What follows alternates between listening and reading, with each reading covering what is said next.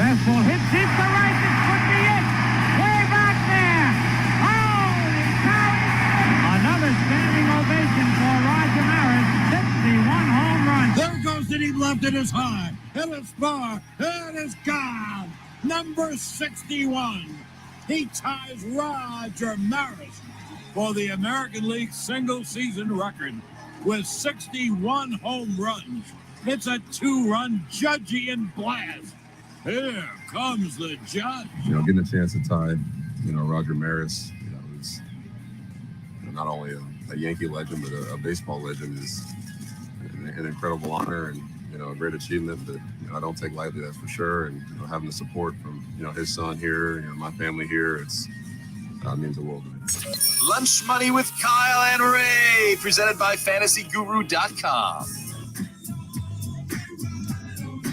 Well, after 61 years, we finally have another American League hitter who can hit 61 homers. We welcome you to Lunch Money on this Thursday. Of course, we're getting set for week 4 of the NFL/fantasy football season.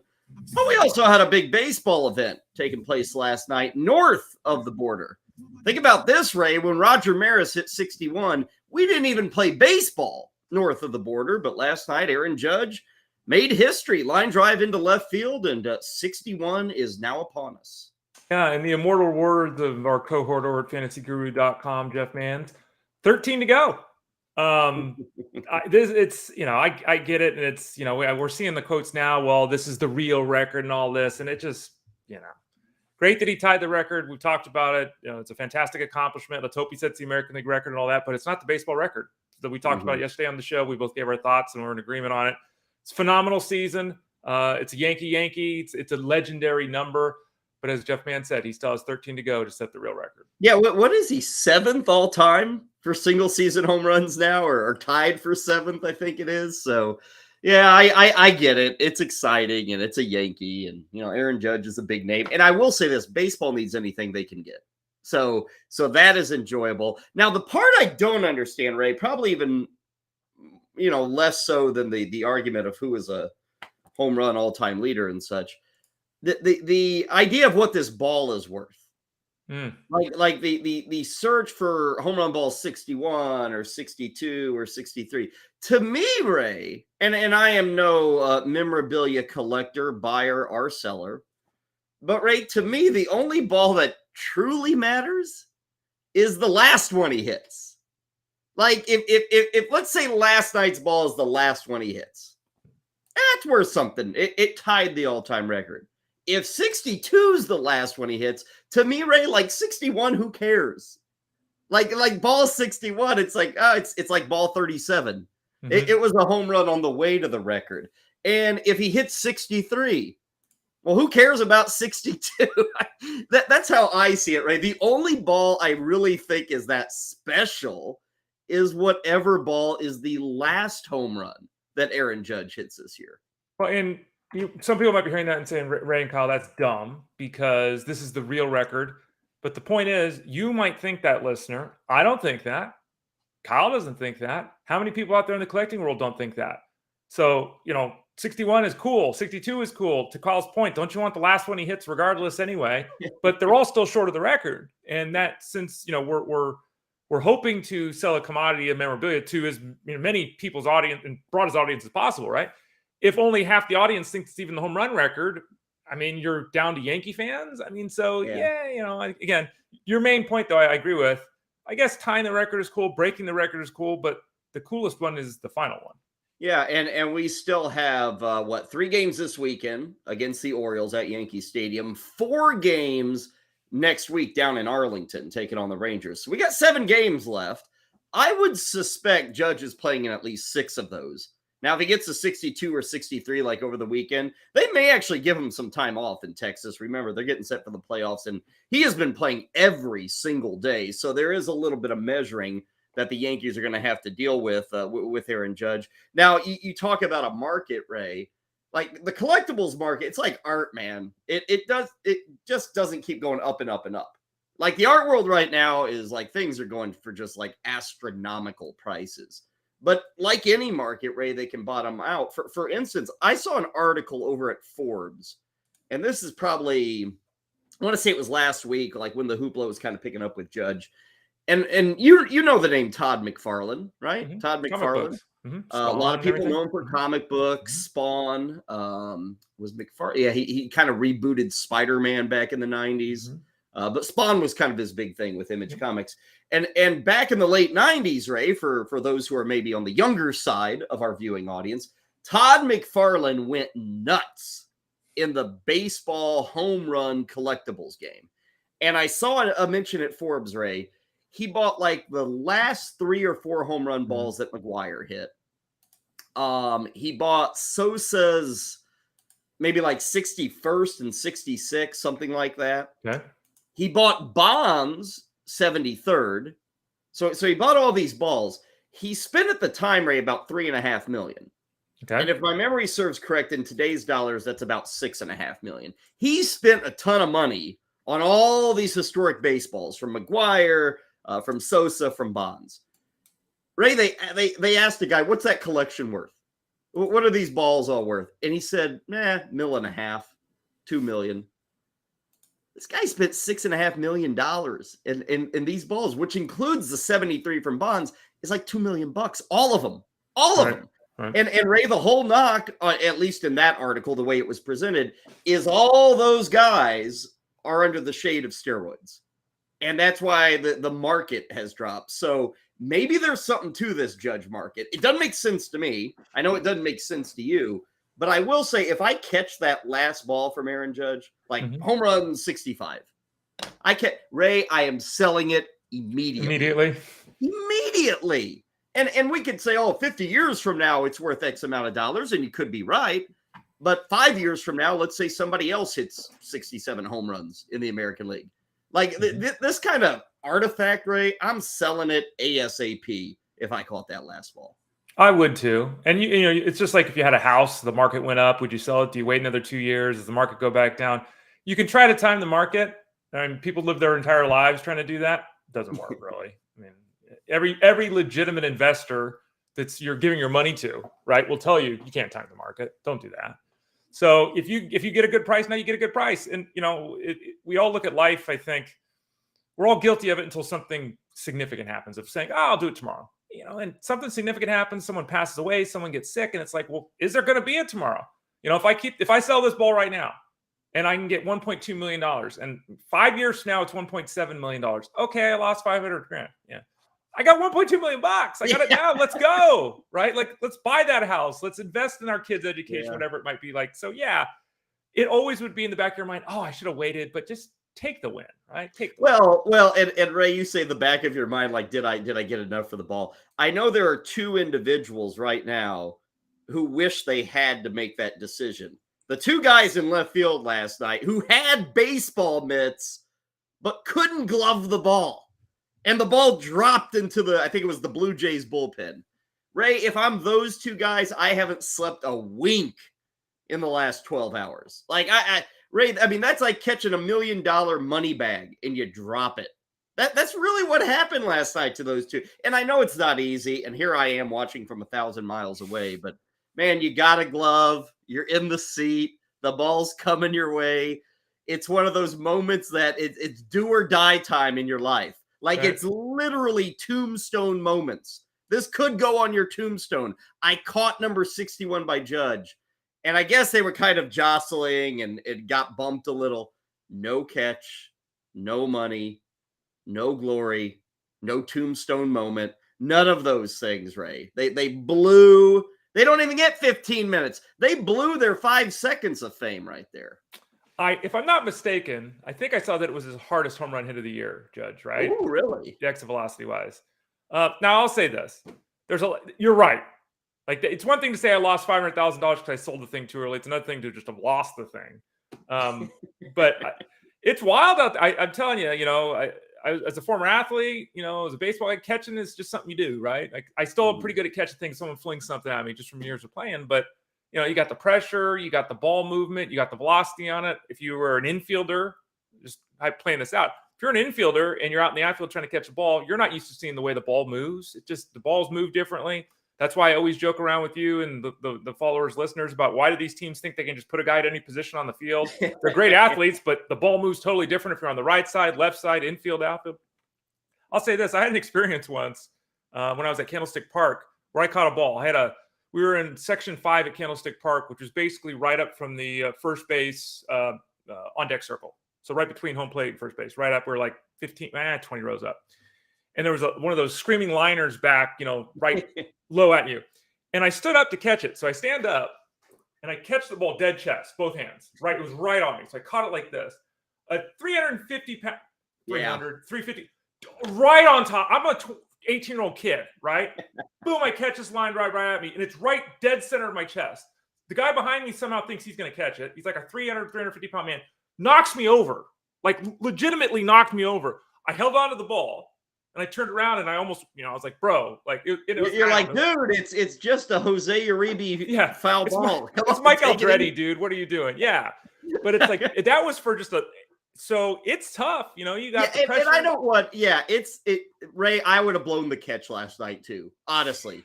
Like, I didn't know it was the hardest hit ball that he had, but just envision this ball screaming your way. Yeah. And literally, Ray, I know people probably weren't jumping on top of you, but there's 40 people all around you, you're shoulder to shoulder, all standing up. The noise, you got seats to deal with. There's probably beverages and food. It's not an easy play. I'm not saying it's an easy play. I'm just saying those guys will be thinking about that moment on their deathbed. They will, Ray. I hope they have a good life ahead of them, but I don't know if they're ever going to have a moment that would have topped this one. Okay, birth of your child. Yeah. I've been to the birth of my child. Cool. Very neat. Fun, exciting, everything. Like, wow, crazy. But Ray catching Aaron Judge's 61st home run. I don't know. It would equal the birth of my child. Well, number one, just to be clear, I caught the ball barehanded on my ball. I didn't have a glove. Number two, I really hope your significant other is not watching this because I don't think she'd be too pleased at that card. No, wait. Come on, Ray. Everybody says that. Let's be honest. Do you really think in the history of mankind that everybody has the same greatest, most memorable, most fantastic, epic moment? No, that doesn't make any sense, right? Not everybody would say that's the best moment of all time.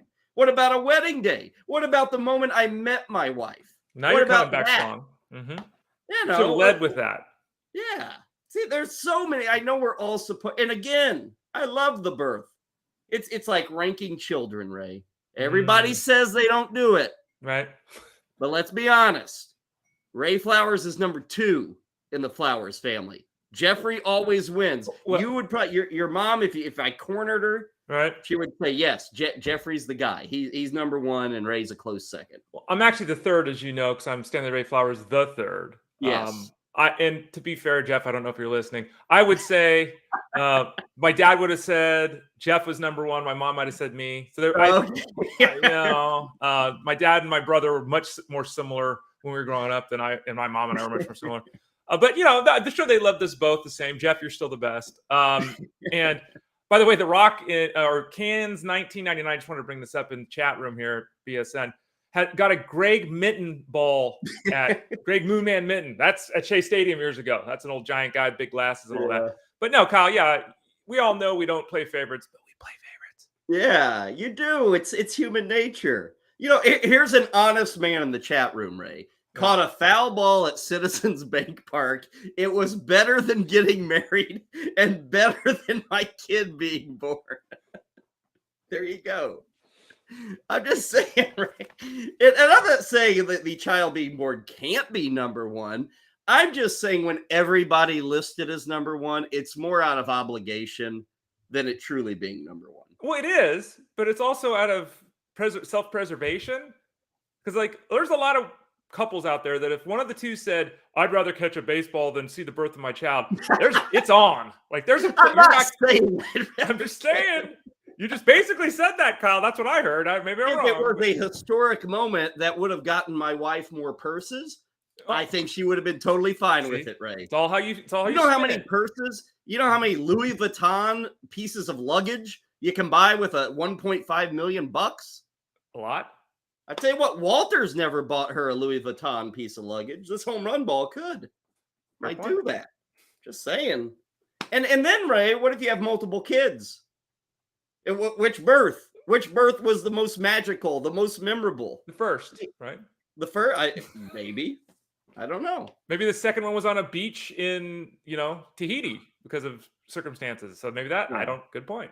Okay. And a lot of people, because of circumstances, work, travel, whatever it may be, being drunk at the bar, a lot of people do miss the birth of their son. So they have to find a second moment, So I'm just, these guys, right? These two dudes, I'm sure they're all over the radio right now. They're kicking themselves. Absolutely kicking themselves. Now, I got a question, Ray. If you catch that ball, if you're in the stands maybe next week in Texas. Okay. Home run 65. That's the new AL record. Right.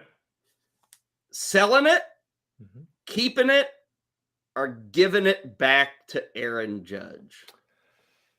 See, that is, I definitely wouldn't keep it at this point. I would either give it to Judge or, No. And I think, Ray, well, no, because hear me out. Take the money and run. Hear me out. I think it's absolutely wrong to take the money and run.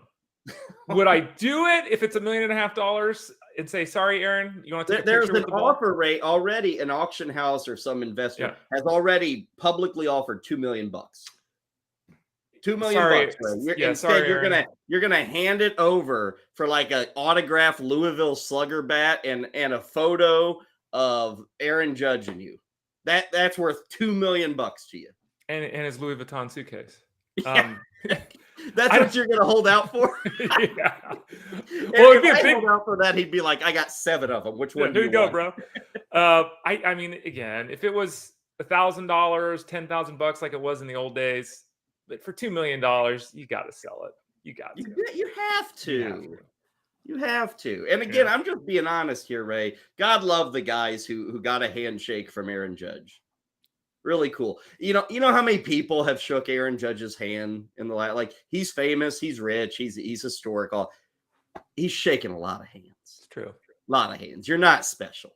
You know how many people have gotten a photo with Aaron Judge? You ain't special.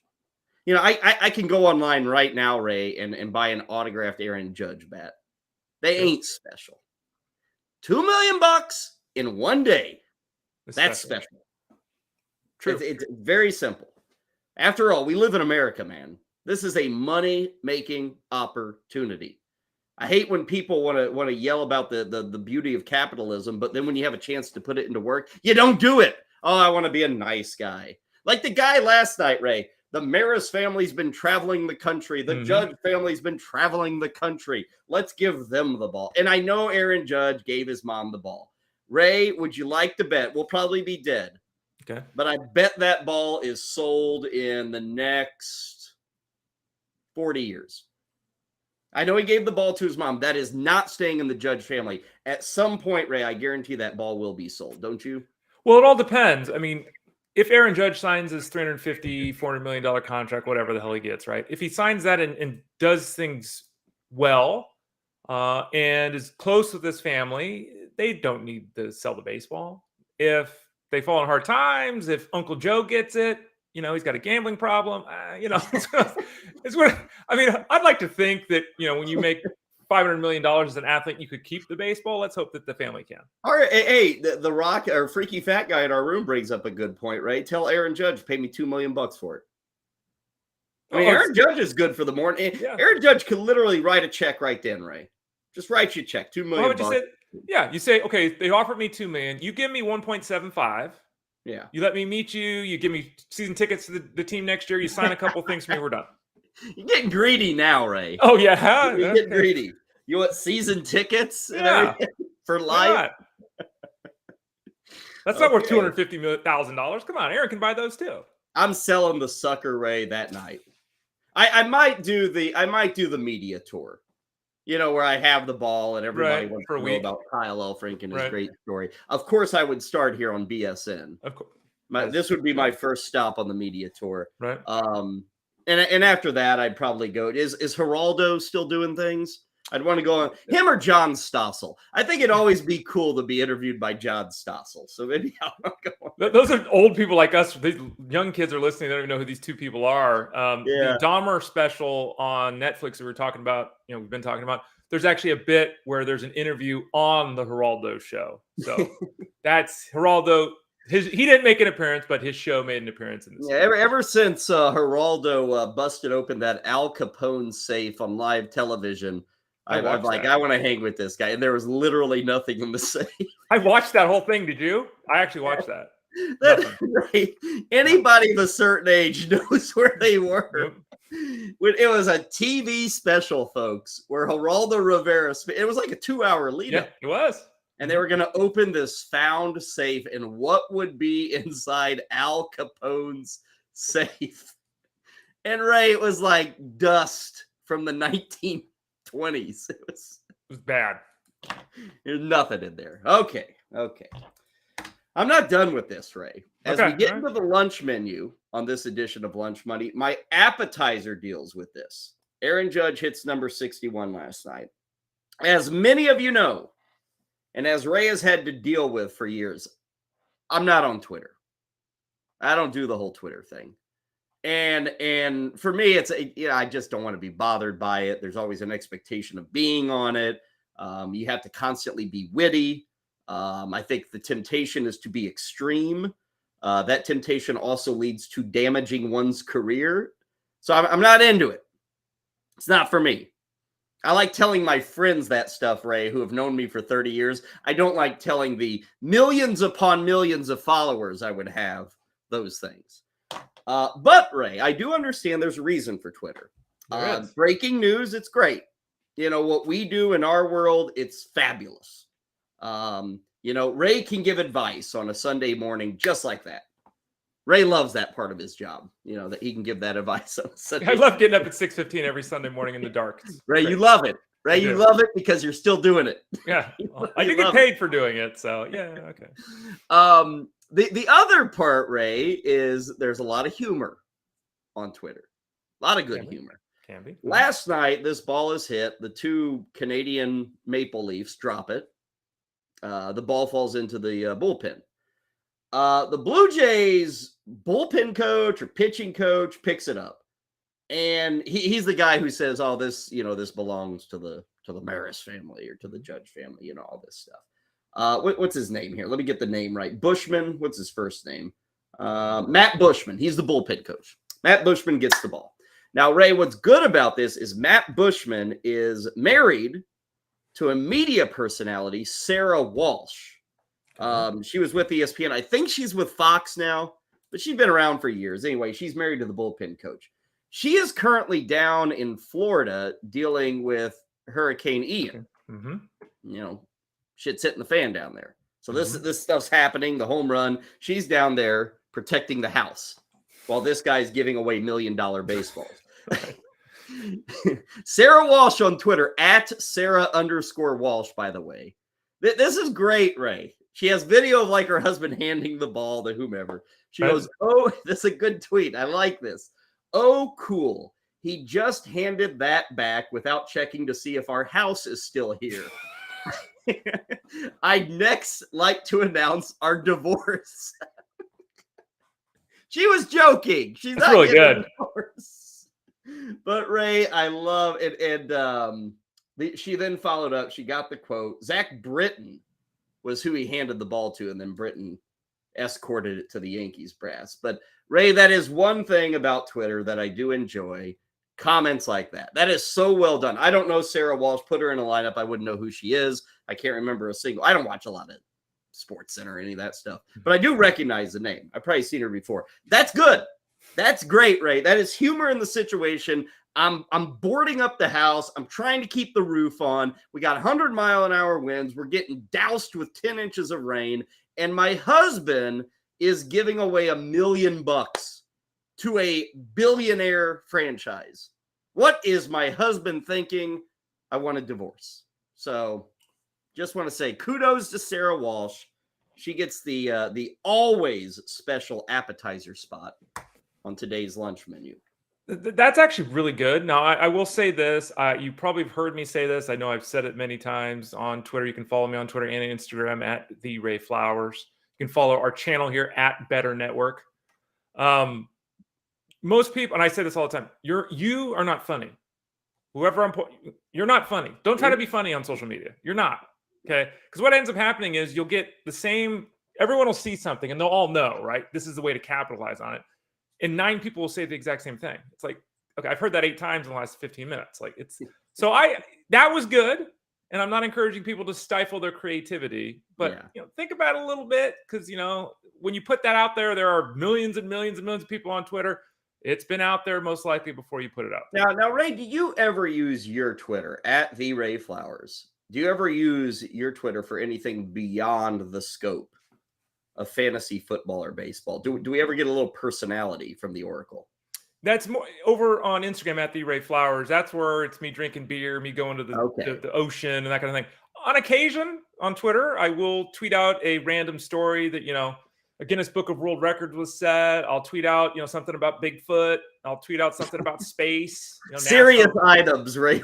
Very important things. I'd say probably 95% of Twitter is straight, but yeah, I just sprinkle some things there. But on Instagram, has anyone ever literally become upset by one of your Bigfoot links or something? Oh, when did I join Twitter? I was not at the start, but I've been on Twitter since 2009. Jason Collette, by the way, told me to do that. Thank you, Jason Collette. Over the years, I've gotten yelled at a lot of things. I've gotten yelled at during baseball season for tweeting a football thing. I've gotten yelled at during football season for tweeting a baseball. So even the sports things I've gotten yelled at, let alone when it's, hey, let's talk about Chupacabra or something like that. So do you remember your first ever tweet?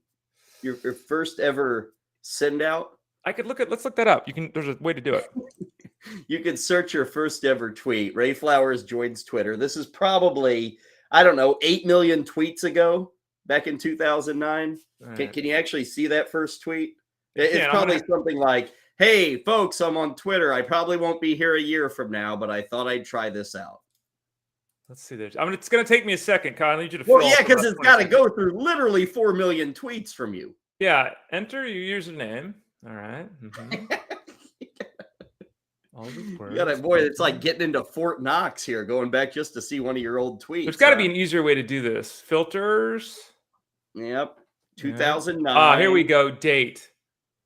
November of 2009. This is scintillating radio. Well, Ray, this is kind of the beauty of what we do here. Okay. This is history in the making, Ray. Again, tombstone moment for you. First ever tweet. It said, we're still working on it. It probably said, what are the Angels doing drafting Mike Trout? Who is this guy? He plays baseball in New Jersey. What a bum.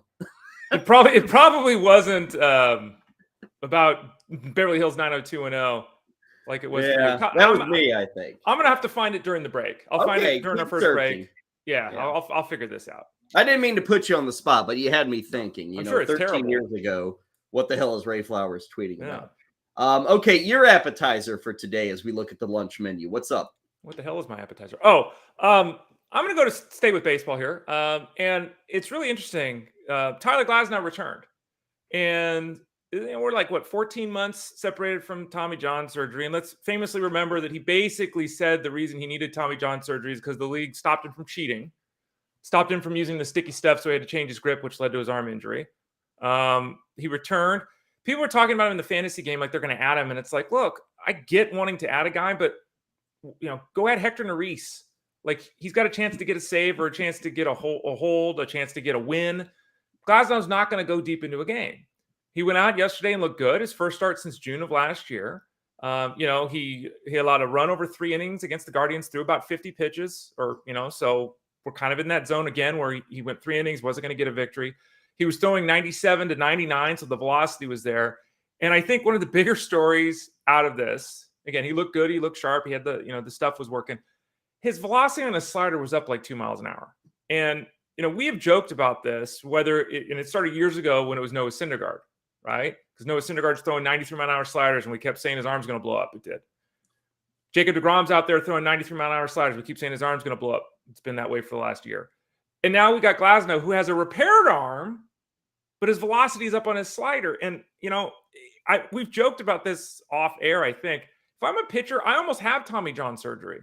Like when I hit 30 years old, I'm kind of struggling a little bit. I'm having Tommy John surgery if I don't need it. Let's repair the arm. Let's make it brand new again. Because these guys have surgery. They train really hard to get their body in shape, which helps their overall velocity and everything anyway. Their arm is new. I mean, all of a sudden he's throwing 99 with 94 mile an hour sliders. Like, here we go.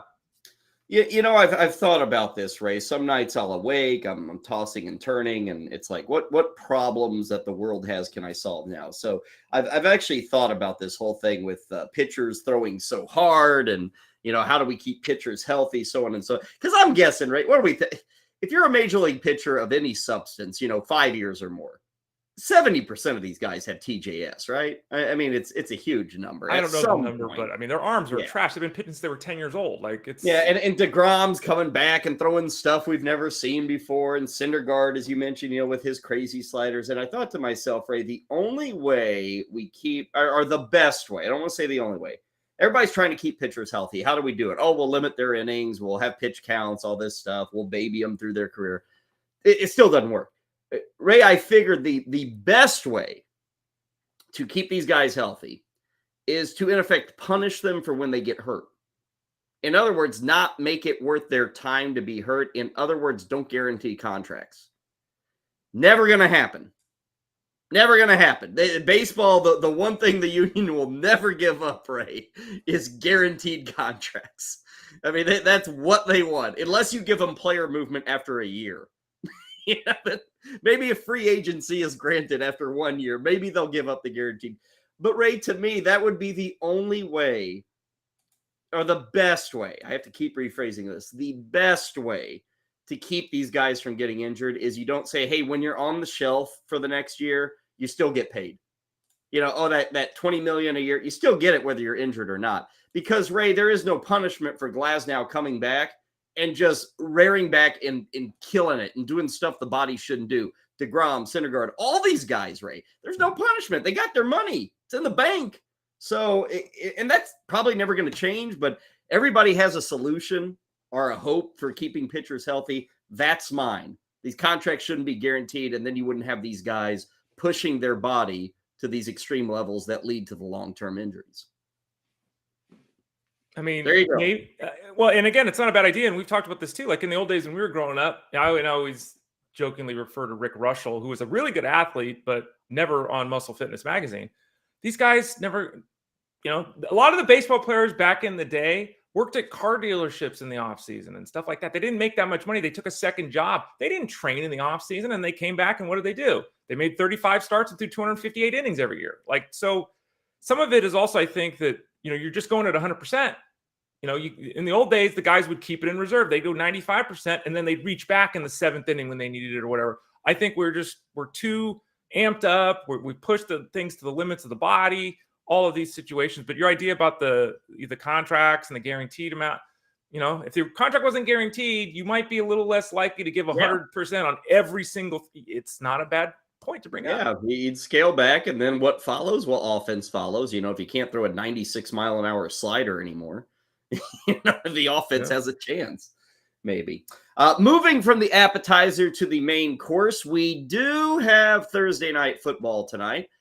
We will be getting you an in-depth look at the Bengals and the Dolphins. This should be a good one. And Ray, we've got good news on the injury front. It does appear that both Tua Tagovailoa and Jalen Waddle, both those guys, are going to be on the field tonight in Ohio.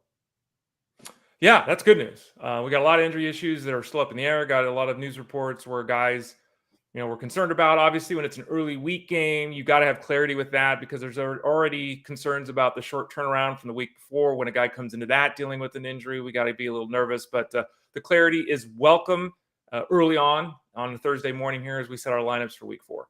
Yeah, so Tua looks like he's good to go. I don't know if he's good to go for your starting lineup. We'll talk about that matchup between the Bengals and the Dolphins. Obviously, Tyler Beaker is back on a Thursday. He's been joining us each and every Thursday from fantasyguru.com, kind of giving us his thoughts on the big game each and every Thursday to get the week started. We got some other game previews coming your way. It does appear that we're going to get to see Brian Hoyer under center for New England. That should be exciting, and it's kind of fascinating.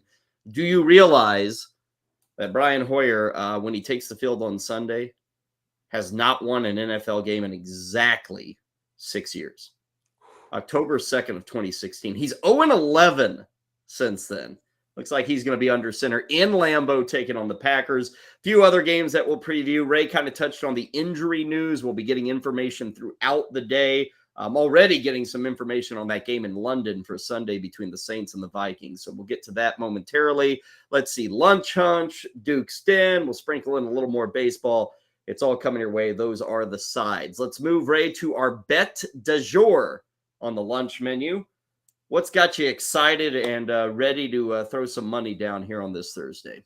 Odds are poor. It's minus 165 for Lucas Giolito. But Lucas Giolito over 4.5 strikeouts.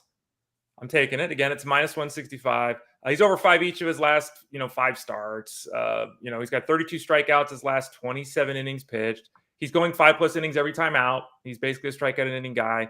Minnesota's got a 23.8% strikeout rate the last couple of weeks. So, right around league average. So it's not a matchup that you look at and say, oh my gosh, he's going to rip off 10 strikeouts. But with his stability in terms of going deeper into games, I feel pretty good about him getting to that 5 strikeout number tonight, which is, again, why I think the odds are so low at minus 165. Okay. He's been a disappointment this year, hasn't he? He has been a disappointment, no doubt. I remember saying Lucas Giolito for Cy Young back in March. His ERA is going to be north of 5. Yeah, rough year. Ugh, terrible. I don't know who's worse, Giolito or Barrios. Who's the bigger disappointment there, Ray? Barrios. No, Giolito. Giolito was no, because we're still pitching in the AL East in Toronto for Barrios. I'd go Giolito. My bet du jour is with the Thursday nighter. I am going to go with Raheem Mostert over 51.5 total yards for tonight. That's rushing and receiving. Minus 115 there. As we have learned on this program, I'm not a fan of Chase Edmonds. Doesn't appear the Dolphins really are either. They're not giving him much work. I know he scored touchdowns, but he's literally doing nothing else through 3 games. Tonight is a night where we're talking about Tua and his health. I kind of worry about Tua getting hit tonight. I kind of think Miami's going to play call to protect him. They're going to give some work to Mostert when they do throw. I think he's going to be in there to catch some of those quick swing passes from Tua. Dolphins have been really pass heavy in the first 3 games, and it's worked. They're 3-0, but are they willing to risk it with Tua tonight? I think there's a little more rushing potential for both Mostert and Edmonds, honestly. But I think Mostert, I especially like that 51.5 for total yards. So I'll take the over there. Ray, you're shaking your head. You hate the call? That was my favorite pop for the game today. Really? Yeah, I actually, yes. So I'll get another one during one of the breaks here when we talk about the game in depth. But of all of the props, there's literally like 700 of them, right? Yep, that's the one I chose this as my bet du jour, and you've got it as your favorite prop, huh? So either we're both geniuses or we're both really off on how this game's going to go tonight. What would you like to add on to the discussion? Is there anything I missed? He didn't get used a whole lot last week against Buffalo, and I think they'll try to rectify that tonight. Yeah, and I mean, I also think that we're not really looking at a shared backfield. We are, but we're not. I mean, Mostert is the early down guy, and he always looks good. He's quick, he's sharp, he's fast. They involved him a couple weeks ago. He ran more routes in a game than he ever had before, so they utilized him in that potential role as well. So he's trending. He hasn't ripped off the 30-yard run or gotten in the end zone, so we haven't seen that yet. But I just think his usage, as well as the matchup, as well as everything, just kind of makes it the way I'd be leaning to. Making our way through the lunch menu here on Lunch Money. Dessert. We didn't get to it yesterday because we got the late breaking news that Christian McCaffrey was hurt again. So we didn't get to our dessert yesterday. We'll carry it over to today. Don't worry. It's not old. It's not freezer burned. It's not going to make you sick. It's still a good dessert. But we'll give you yet another item. If you're a bad parent, your kid ends up in jail. Or if you're like my kid who forever holds it against me that I don't think the greatest moment of my life was when he was born. If he ends up working at a strip club and treating women badly at that club, we know who to blame. I got something else for you to blame. We'll get to that in the dessert. Ray, let's finish off the menu with the drink of the day. What are you having virtually? You always bring us some sort of beer can. So if you don't bring it today, I shall be let down. By the way, I found my first tweet. Should we hold it off or should we just do No, let's hear it. Let's hear it. What do we got? Heading to Arizona this weekend for the Arizona Fall League. Wow. History making. And then Ray. there's a link that no longer works because, Heading to Arizona. Now, would this have been the famous 29 get-together? You and I were there, in which we were interviewing players before the AFL All-Star game. They always have an All-Star game in the Arizona Fall League. You and I were granted access to the field. We could interview players. We said, well, gosh, Bryce Harper's down here. We got to talk to Bryce Harper. Bryce Harper blew us off, treated us like, he was Jennifer Aniston or something, just blew us off. And Ray, we had to settle. We did. We had to settle for a guy. Yeah, so we couldn't get Harper. We ended up having to settle for a 2-on-1 interview with some dude named Mike Trout.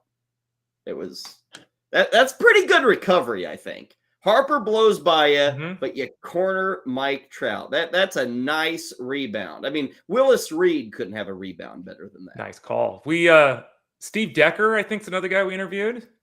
Will Myers, we interviewed too. Every once in a while we'll throw the picture up of us interviewing Will Myers. I don't think we got a picture with Trout, unfortunately. But yeah, that was out down in the field. He wanted to take a photo with us. I remember we were like, "Oh, Mike, no photos, Mike." You haven't made it yet, Mike. I know everyone likes you a lot, but that was the year. That was a ton of fun too. And during the game, we actually got to call a couple innings of the game. Kyle was up in the press box for a while there too, while I was floating around on the field. It was a really good weekend. But yeah, we got blown off by one guy, but had the interview with the other one. Yes. Okay, so that's the first tweet ever. What's your drink? Is it an old callback to 2009? Something you drank out of a cactus bowl in Arizona? No, it's actually a callback to last night.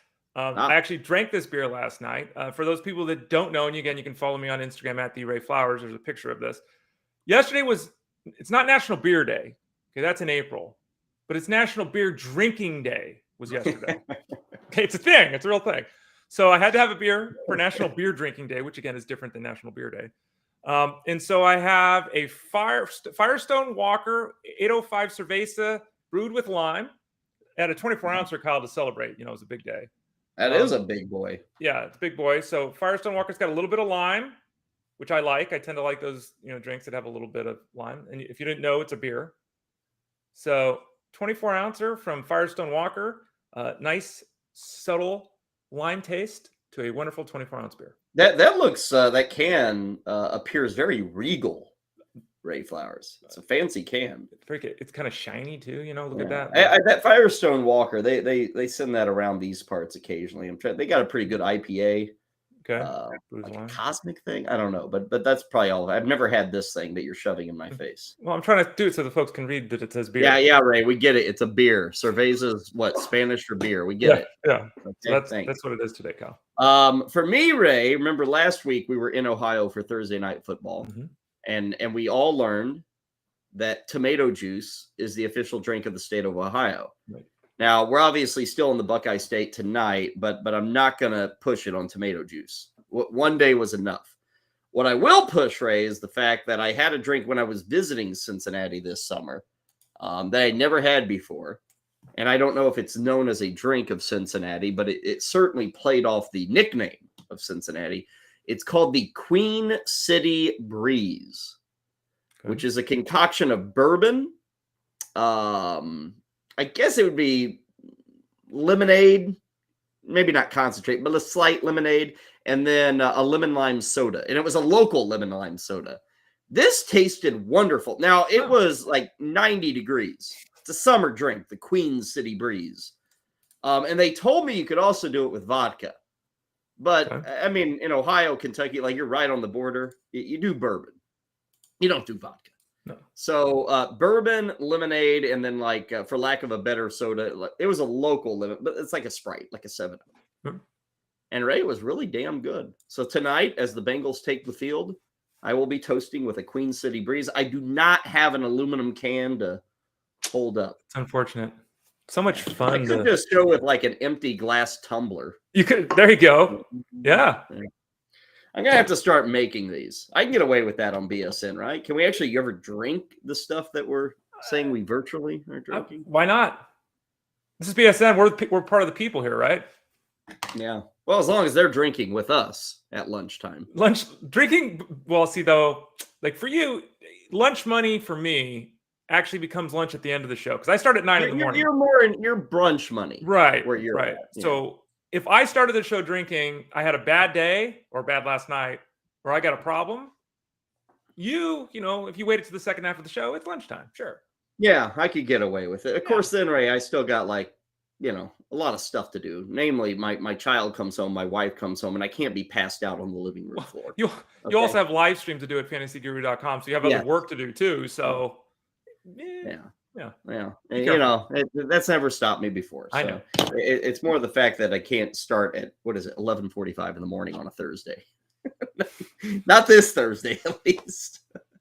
Okay, we're off and running with this edition of Lunch Money. I want to thank our producers, Brian Drozda, Heather Klein. Great to have them on board.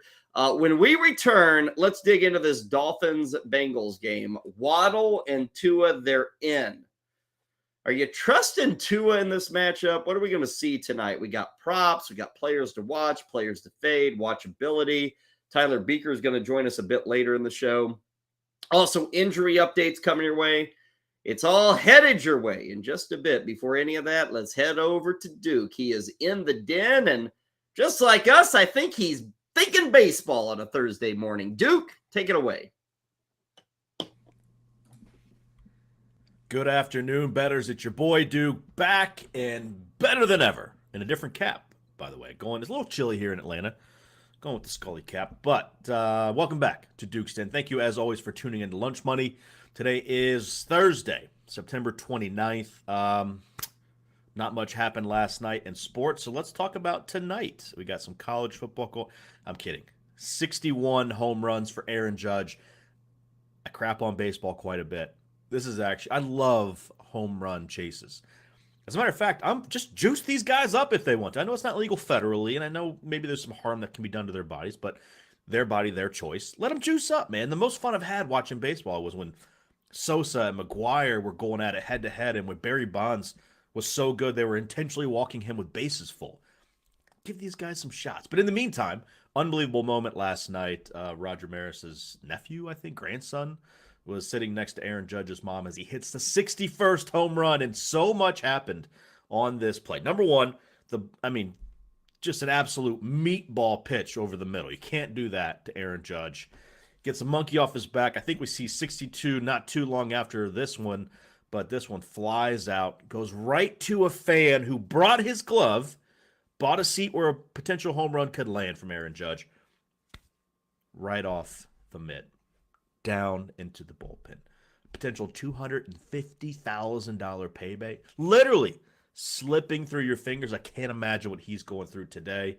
But that's not the end of the story. Number one, another guy tried to catch it. Can't really blame him, but maybe there was a little contact there that caused the issue.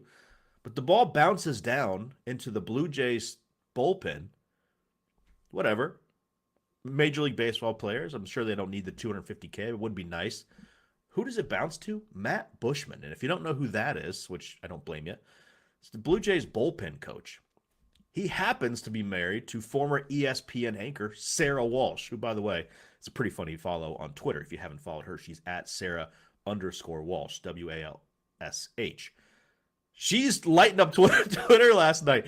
Bad news. I'm down here in Florida getting hit by a hurricane, but the good news is I can announce my retirement.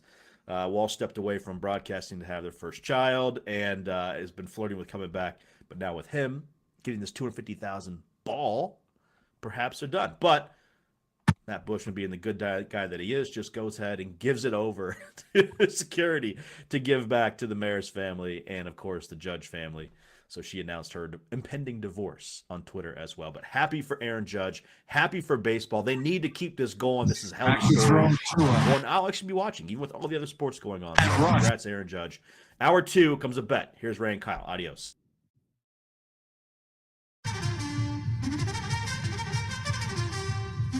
Back to throw Tua. 3-man rush. Plenty of time. Deep down the field. Oh, my God. What a throw. At the 5-yard line. What a throw. Well, hopefully they'll be doing a little more of that if you have Tua or Jalen Waddle. Both are set to be in play tonight, Thursday night football, 8:15, our kickoff tonight. Bengals hosting the Miami Dolphins. And Ray, I don't people may not realize what Miami has done in these first 3 games. They have beaten Bill Belichick. They have beaten John Harbaugh. They have beaten the Super Bowl favorite Bills. And now for a 4th game, Ray, it's like, okay, go out and beat the AFC champs. I mean, it's not brutal, but that's a really tough start. And to think they have a shot at going 4-0 against that run. Mike McDaniel, baby, let's go. They've got talent, and they brought a new face in that I think has done a good job. And Daniel McDaniel kind of putting people in the right spots, right? And we talk about this all the time. It's not we oftentimes blame the coach, and it's often warranted. Oftentimes we give credit to the coach. How much is it warranted? I think in this instance, a lot of it has to do with the stabilization of the coaching staff. I think it's allowed the players to find where they need to be. They've changed the scheme up a little bit, and it's working. And yeah, I mean, this is about as amazing a start as you could have hoped for if you're a Dolphins fan. And yet, Ray, in all honesty, I'm tempted to sit here and say, oh, they're not as good as they've shown. Like, there's still a part of me that doesn't know if Miami's this good. Like, I look at that game against Buffalo, and we've talked about it a lot this week. Buffalo should have won that game. I mean, Buffalo dominated that game. Teams that dominate like that win 97% of the time. They constantly win. The game against Baltimore, honestly, Miami had no business winning that game. They're trailing by 2.5 touchdowns in the 4th quarter, and then they just somehow come back, somehow, some way. Baltimore's secondary just flubs it. The game against New England, hey, bravo, good win, opening week. You shut down the Patriots. But again, the Patriots aren't scoring on anybody. So, here I am. I'm pickpocketing all the little wins here. It's still 3 wins. What caught me as I was thinking to myself, man, if they could win tonight, they're 4-0. That's got to set them up well for the rest of the season. Surprisingly, Ray, I looked at Miami's schedule. They have a tough as nails schedule this year. This is not a schedule that you would expect a team like Miami to have. There's a middle softness. Like after this week, Ray, they get the Jets, but it's on the road. But still, it's the Jets.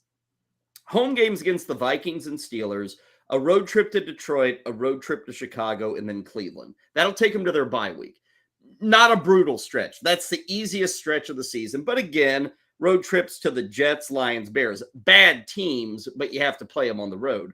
But right after that, you come back and they get Houston up first, okay. But then travel to San Francisco, travel to the Chargers, travel to the Bills. 3 straight weeks of that, Ray. 3 straight road games, Niners, Chargers, Bills. They come home to take on the Packers. Then they go to New England to take on the Patriots. I don't know what New England's going to be by then, but I can bet you this, it's going to be sold out at Foxborough, and it's not an easy win. It's crazy, Ray. I mean, a great start, but they almost need it. And if they get to a 4-0 start, you'd have to really crap the bed to miss the playoffs. But they still have a very difficult schedule. I was a bit surprised at how that schedule shaped up for them. Yeah, weeks 13, 14, and 15, those 3 road games against the Niners, the Chargers, and the Bills, that's rough. You don't see too many periods of time where teams have 3 games on the road in general, right? That's not usually the plan. And then to have all 3 of the games be at best contested effort, at worst underdog type efforts, that does set them up to need that hot start in order to avoid a late season fade. Coming in on the odds tonight, we've got Cincinnati favored by 3.5. The over-under sitting at 48. Miami plus 155 and the Bengals minus 180. Now, Cincinnati, of course, the home team here. Check this out. Their last 8 home games, they're 3-5. You think about Super Bowl teams and you think about, they have to dominate at home. Bengals are 3-5 their last 8 home games. So this is not like some house of horrors for the Dolphins to go into. Ray, before we dig into this game, we got a question in the chat room, and it pertains to this game, and it pertains to tonight, pertains to a decision that might have to be made today. Joe Berman's in there, and he says, and I think this is an FG thing, Fantasy Guru. You guys have the RB handcuff list. Right. He is wondering why Chris Evans as the handcuff and not Samaje Perine. A lot of places, right, and I've seen it too, have Perine as the guy. You guys and you have mostly stuck to Evans being the guy. Kind of talk a bit about that running back situation. And, a lot of people seem to be picking up Pirine. Evans seems to be ignored in this backfield. Yeah, and this is something that we've talked about on the show here previously on BSN. I know that Jeff Mans has talked about it on the Sirius show. I know he's talked about it on his coffee video too. So we tried to put all this information out there. For those people that don't know, at fantasyguru.com, you can use the code BETTOR, BETTOR, for a discount on all our products, whatever one, all the football products, DFS, any of that stuff, you can use the code. Over there, we do have a running back grid that gets updated every week. And we've got, here's the guy, here's the backup, here's the backup. And we not only have the players listed in order, we also have a color chart. And Chris Evans is listed in red. Chris Evans is listed as the number 2 guy. So 2 things here. 1, the chart says Chris Evans. 2, Jeff Mann says Chris Evans. 3, Ray Flowers says Chris Evans. 4, it's in red. Why is it in red? Because it's likely to be the case, but there's no certainty with it. Red, yellow, green, right? If you're making the decision on who to have, because I've seen people say, I'm going to go make a trade for Pirine. Don't make a trade for Pirine. Just go pick up Chris Evans, okay? The reason Jeff and I and the grid says Chris Evans over Pirine is I think, and this is something we've talked about for years, player 1, Joe Mixon, goes down. The assumption is player 2, Pirine, because he's the guy that's active, goes into the role. No, that's not how this works. Sometimes it's how it works, but it's not always how it works. Frequently, what will happen is the number 2 guy, Pirine, will stay the number 2 guy if the number 1 guy goes down. That's what I see happening here. Why is Pirine in the lineup now? Because he fills a complementary role very well. If they were to have Evans in there, Ray, it's just a repeat of Mixon. They need the talent that Pirine offers right now. Right. Yeah, and so this is not to say, and again, it's in red, right? So we're admitting this. This is not to say that Evans comes in and Evans touches the ball 19 times a week and Pirine is 4. Okay, that's not what the grid is saying. What the grid is saying, Evans is the guy you want. Evans would be the lead guy. Maybe it's 14 touches for Evans and it's 9 for Pirine, right? We probably get a much closer. We kind of get a Denver Broncos split, probably, right? I don't think, again, that we're getting 20 touches a week for Chris Evans. But I think most places have it listed Pirine, if we're being honest, because he's the guy that's on the active roster right now in the lineup. I don't know. I can't speak for other sources. I don't know what background work they do. I know that a lot of them just look at the box scores. Pirine's on the field. Where's Evans? So that's what I would assume is the reason for the majority of people having Pirine as the backup and not Evans. Well, and Ray, even if it, like you said, it's not a definitive. This isn't something where you can say, okay, it's got to be Evans. Evans probably has the background more of being that guy who can handle the load between the tackles. Pirine is seen as more of a dangerous guy outside the tackles. That's kind of where his skill set lies. It's where it lied in college too. It's not to say Pirine can't do it, but we're just kind of, playing the odds here.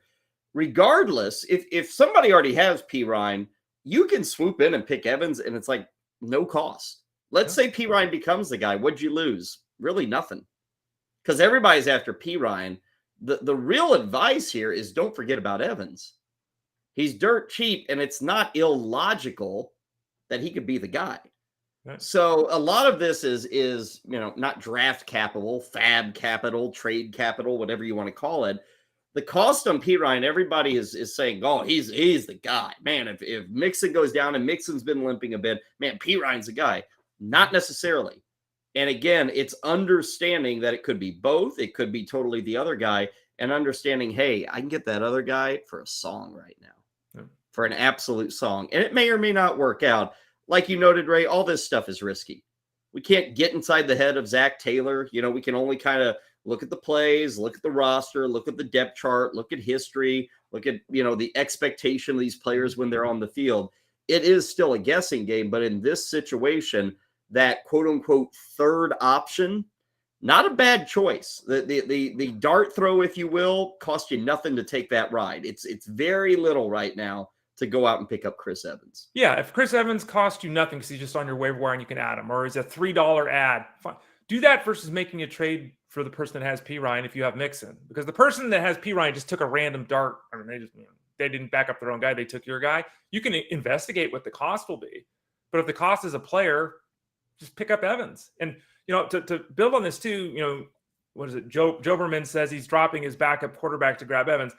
I don't know who your backup quarterback is, okay? But Well, and Ray, it says back up to Justin Herbert. Hey, Justin Herbert's playing with torn rib cartilage right now, and he didn't look good last week. I mean, you're getting rid of your backup to an injured quarterback right now. But I would also say this: it depends on your league and your setup and how people handle, and who the quarterback is. Like, am I going to drop Derek Carr to pick up Chris Evans? I'm not going to do that because someone needs Derek Carr. And Ray, your relative strength at running back, like, okay, Chris Evans is available in a lot of my leagues. I'll be honest with you, I don't care.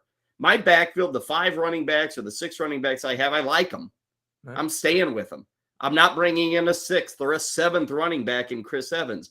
Me personally, I don't need it. I draft all these guys. So, like, even with Evans out there, I'm not making the move for Evans. I don't need that, because I drafted that. So everybody wants to get everything, Ray, but obviously we have limited roster space. We have limited roster spots. There's a strategy with every drop, with every ad. It's not as simple. We like to think it is, but there's usually 1 or 2 guys a week where it's simple. Go get that guy. Go out and grab him if you can. Evans, to me, doesn't rise to the level of like, man, make that move right now. Now, if you got Joe Mixon, make the move. Make the grab. If you don't have Joe Mixon and the rest of your running backs are fine, to me, Evans is not at like the forefront of I'm going to drop Jared Goff to go get Chris Evans. That's me personally in most of the leagues I'm in. He's out there. I'm not chasing him because I got my running backs. I've got a good core. I don't need another question mark in my backfield. Yeah, well, Jobberman's different because he has Mixon. So he, again, this is the right scenario to be adding the player. Yep. But, Jared Goff is trending now. He was the hot pickup by everyone this week or last week off the waiver wire. He's got a good matchup this week against Seattle. He's likely to have a lot of success this week. It always comes down to, and this is, again, why I'm always shocked by how many trades there are in fantasy football and how much player movement there is in fantasy football. Is dropping Jared Goff to get Evans in a vacuum, if you have Mixon, who's got an ankle issue that he's supposed to play through but has an ankle issue, is adding Evans a good idea? Absolutely yes. And in fact, I would have drafted that way. Okay. Is dropping Jared Goff a trending quarterback who could be a top 12 quarterback the rest of the way a winning move in a vacuum? The answer is no. It's not a good move to drop him, especially when half of your league is probably taking a second quarterback. 2/3 of your league might have a second quarterback. Everyone might have a second quarterback in your league, right? So I would just be very cautious because there's a lot of crappy quarterback play out there. There's people that are dropping Matt Ryan. There's people that are dropping Matt Stafford. There's people that are asking questions about Kyler Murray.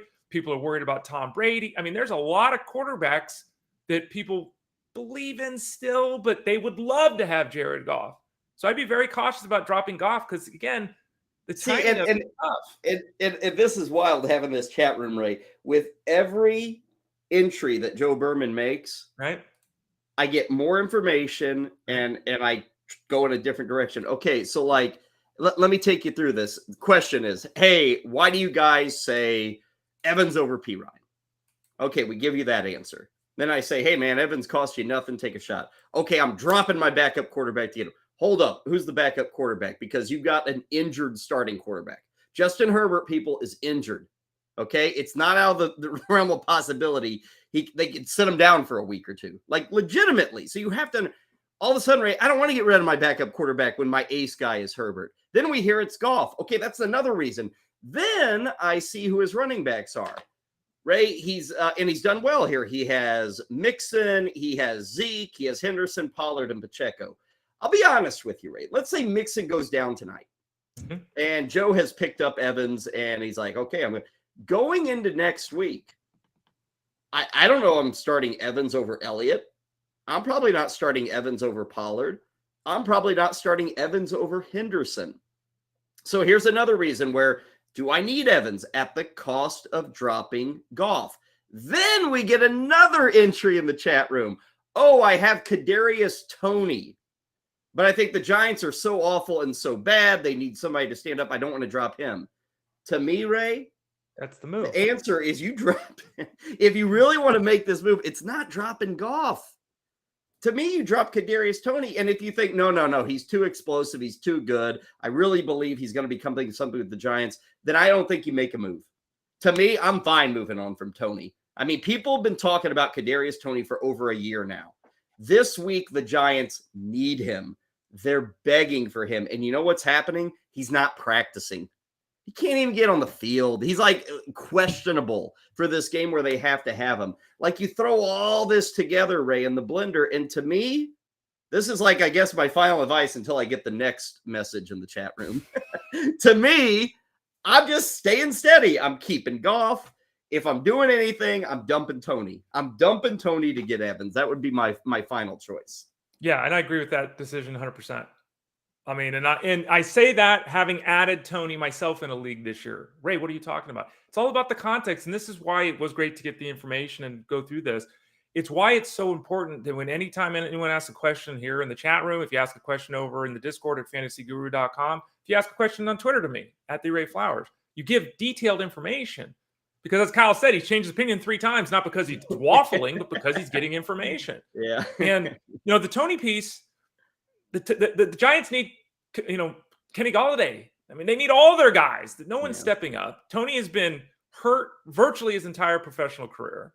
There were periods of time where the team was going to trade him. There were periods of time where he wasn't there. He drove the ire of the coaching staff. He's making great. He's ripping off 15-yard runs and playing 12 snaps in a game. Like there's a problem here, not just a physical problem. There's a problem with Tony. He has not ingratiated himself to the coaches. Do they need him? 100%. Am I going to keep him over Chris Evans if I've got to beat up Joe Mixon who's playing on a short week? No, absolutely not. No. So you make the move to Evans. This talk about the backfield, should people be worried about Mixon tonight? I'm not, Ray. If I got him, I'm rolling with Joe Mixon. I mean, to me, that's an RB1 when he's on the field. He's on the field. I'm rolling with Joe Mixon tonight. 100% agree. He's in my lineup this week. If the ankle becomes something, it becomes something. But right now, he has played through injury. He has still touched the ball 15 times a week. He's getting all the goal line work. Okay. He's involved as a pass catcher. He's running, I think, 31% route rate or something like that, which is really high for him. He's a running back 1. He should be in your lineup this week. And, closing up this discussion, our buddy Wookie made a good point, and it all depends on your league, right? But he put in the chat room, if you're worried about dropping Tony, as an example, drop your kicker. You have time. As long as you can go to the waiver wire before Sunday, drop your kicker now, add Chris Evans, then make a move after the Thursday night game and go get your kicker that you need. So if there's a way to maneuver, drop your defense, another way to do it. So if you can maneuver, and again, it depends how your waiver wire works.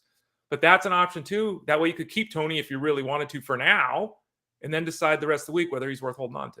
Big thanks to Joe, Wookie, everybody in that chat room, because everybody's kind of chiming in on this. And Joe just mentions, well, I got Claypool too. Would you drop Tony or Claypool?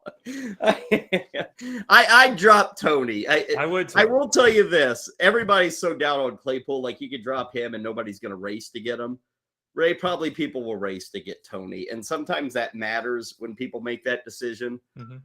To me, it really doesn't. I still think Claypool has some upside. He's on the field. I think there's got to be some moments yet.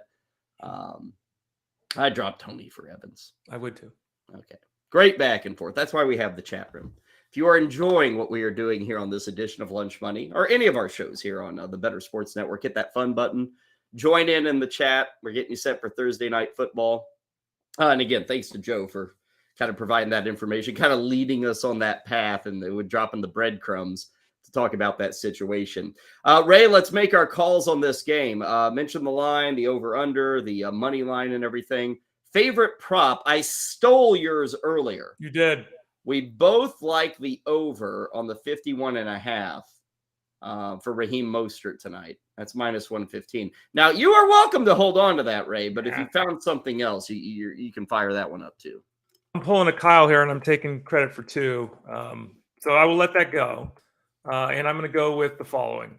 I'm going to go with a Joe Burrow pick, a half a pick, over a half a pick. So in essence, throwing 1 pick, plus 105.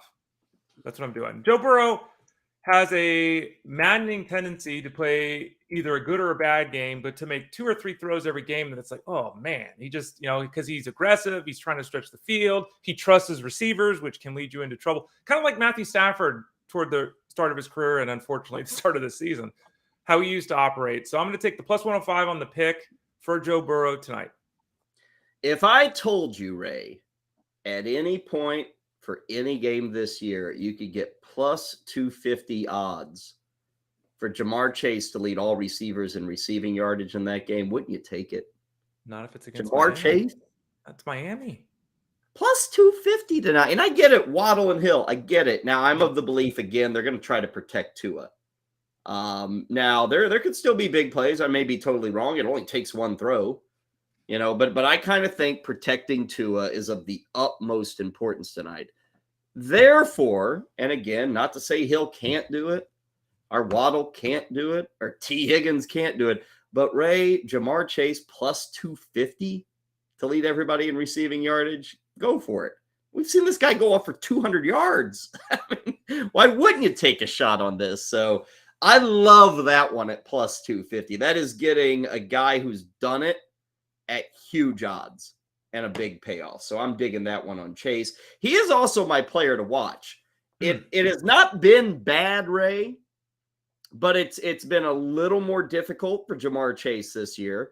Under the lights tonight, Thursday night football, big game, a lot of attention on this one. I think it sets up really well for Jamar Chase. He's probably seeing the attention that the other receivers are getting, the Waddles and the Hills, and saying, my time to shine. So Chase is going to be my guy to follow. He usually always has a highlight catch, even when he doesn't make it. It's usually a highlight incompletion. But Chase is going to be my follow tonight. Yours?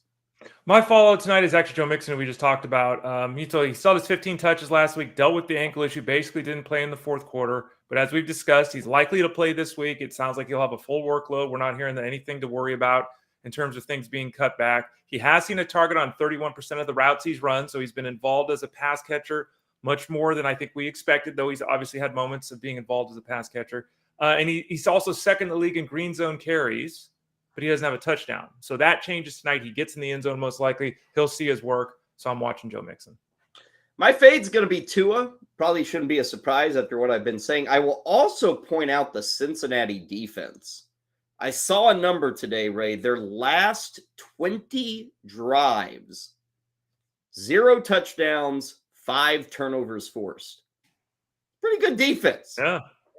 Certainly showing up to play. They got Trey Hendrickson, who was a monster last week against the Jets. In fact, I think he was the NFL Defensive Player of the Week. So this Bengals defense, all the attention is on Burrow and Chase and the offense. Defenses look really sharp. Now, that's against the Jets, but that also carries forth to the Cowboys game. So this defense is looking solid. Tua's got his work cut out for him. I don't think he's feeling great. It's a quick turnaround for him. So he's going to be my player to fade. Who's your guy?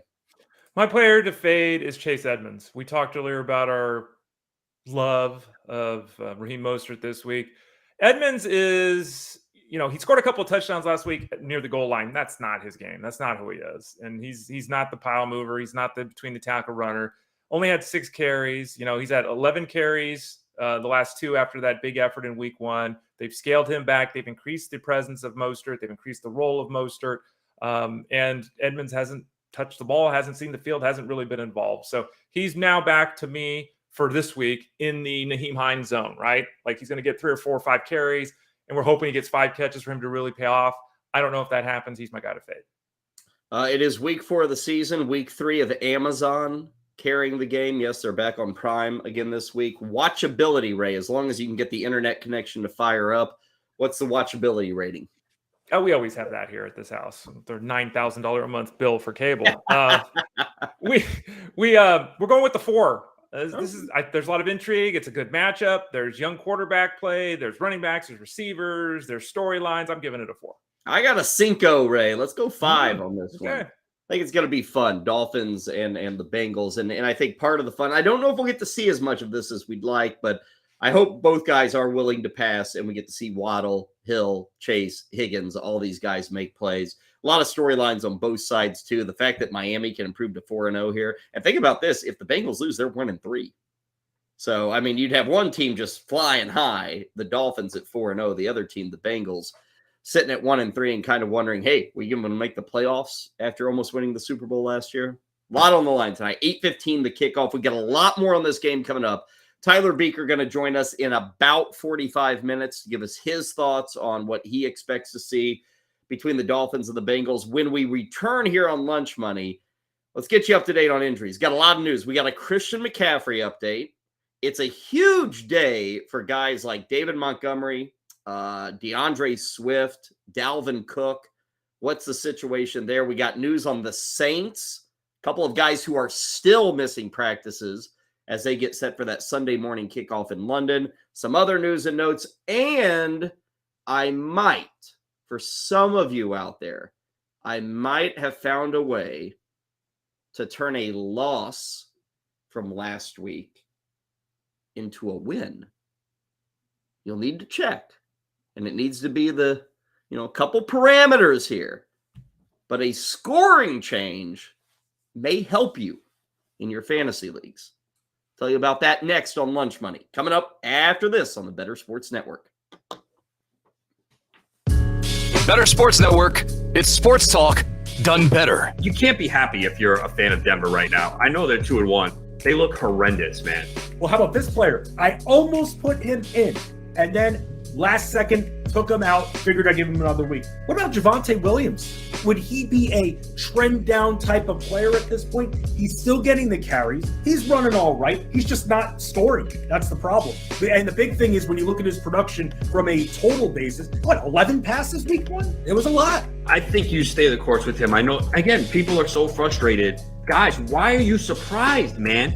We all know Javonte Williams is the best player in that backfield. It's clear. But people who play fantasy need to understand and I said this before the year, there are certain players that coaches love.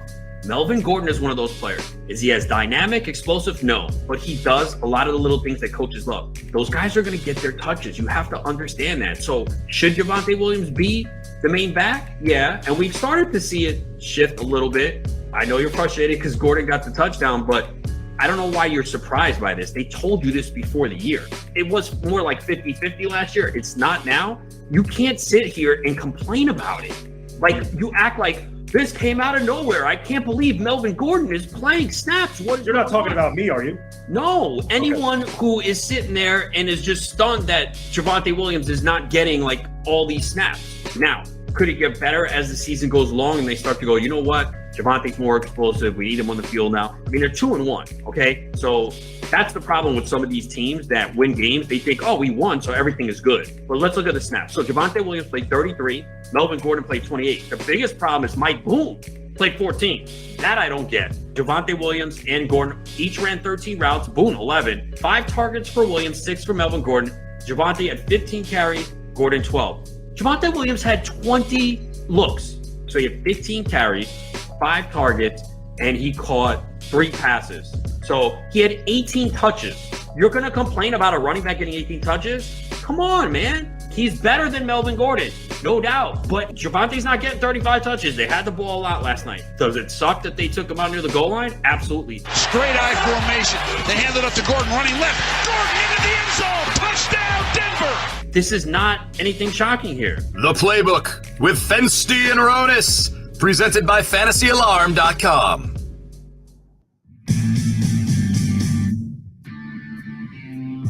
This is risky. Oh my goodness, blocked indeed.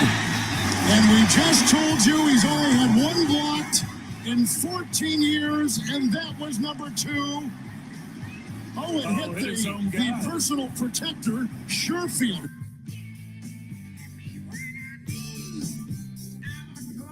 Except it's not a blocked punt. We welcome you back to Lunch Money. Kyle and Ray with you. I told you I might be able to turn a fantasy L into a fantasy W. Ray, the NFL 4 days later has decided that moment, the butt punt, as it's been termed, is no longer a block punt for the Buffalo Bills. So for those who play with team defenses, Ray, Buffalo lost maybe a point, maybe 2 points, depending on your league, and everybody has different scoring. But if you lost by a point in your overall matchup and your opponent had Buffalo's defense, Ray, double check that scoring. You might have a case to flip the scoreboard just a bit. I know the NFL does this on Wednesdays and Thursdays mostly. Why? Why don't they do this on the day after the game? Like they review every we know every play is being reviewed. We know they're sitting in New York watching it. What are we doing? Like, who is making this determination? Why does it take them 4 days to get to it? I mean, well, you got to, they've been out for the weekend. There's a lot of calls and emails that have piled up. So you got to take care of those. Then you get to the scoring changes. Yeah. Well, I mean, again, and this is, I don't know the answer to this, but does every commissioner product out there apply the changes? No. So we're getting screwed because the league is doing whatever it's doing for days instead of, and this is one of the bigger, this was on all the highlight shows. This is not like some random play in the third quarter. Everyone saw this. So I don't get it, but yeah, go and check because like you're saying, it could make a loss a win or win a loss. Yeah. Well, maybe it has something to do with teams moaning about it. Like we see that in baseball all the time, Ray. Like, they call it to the official score and days later, all of a sudden it's no longer a hit. It's an error. I mean, just recently we saw that, I think in San Francisco, and all of a sudden Logan Webb took 7 runs off his earned runs for the season. The timing is weird. I mean, it came out, I guess, yesterday or this morning. That's late. I get it. I would also add, Ray, if they went back and checked all the yardage that they give guys, I wonder how off that is every week.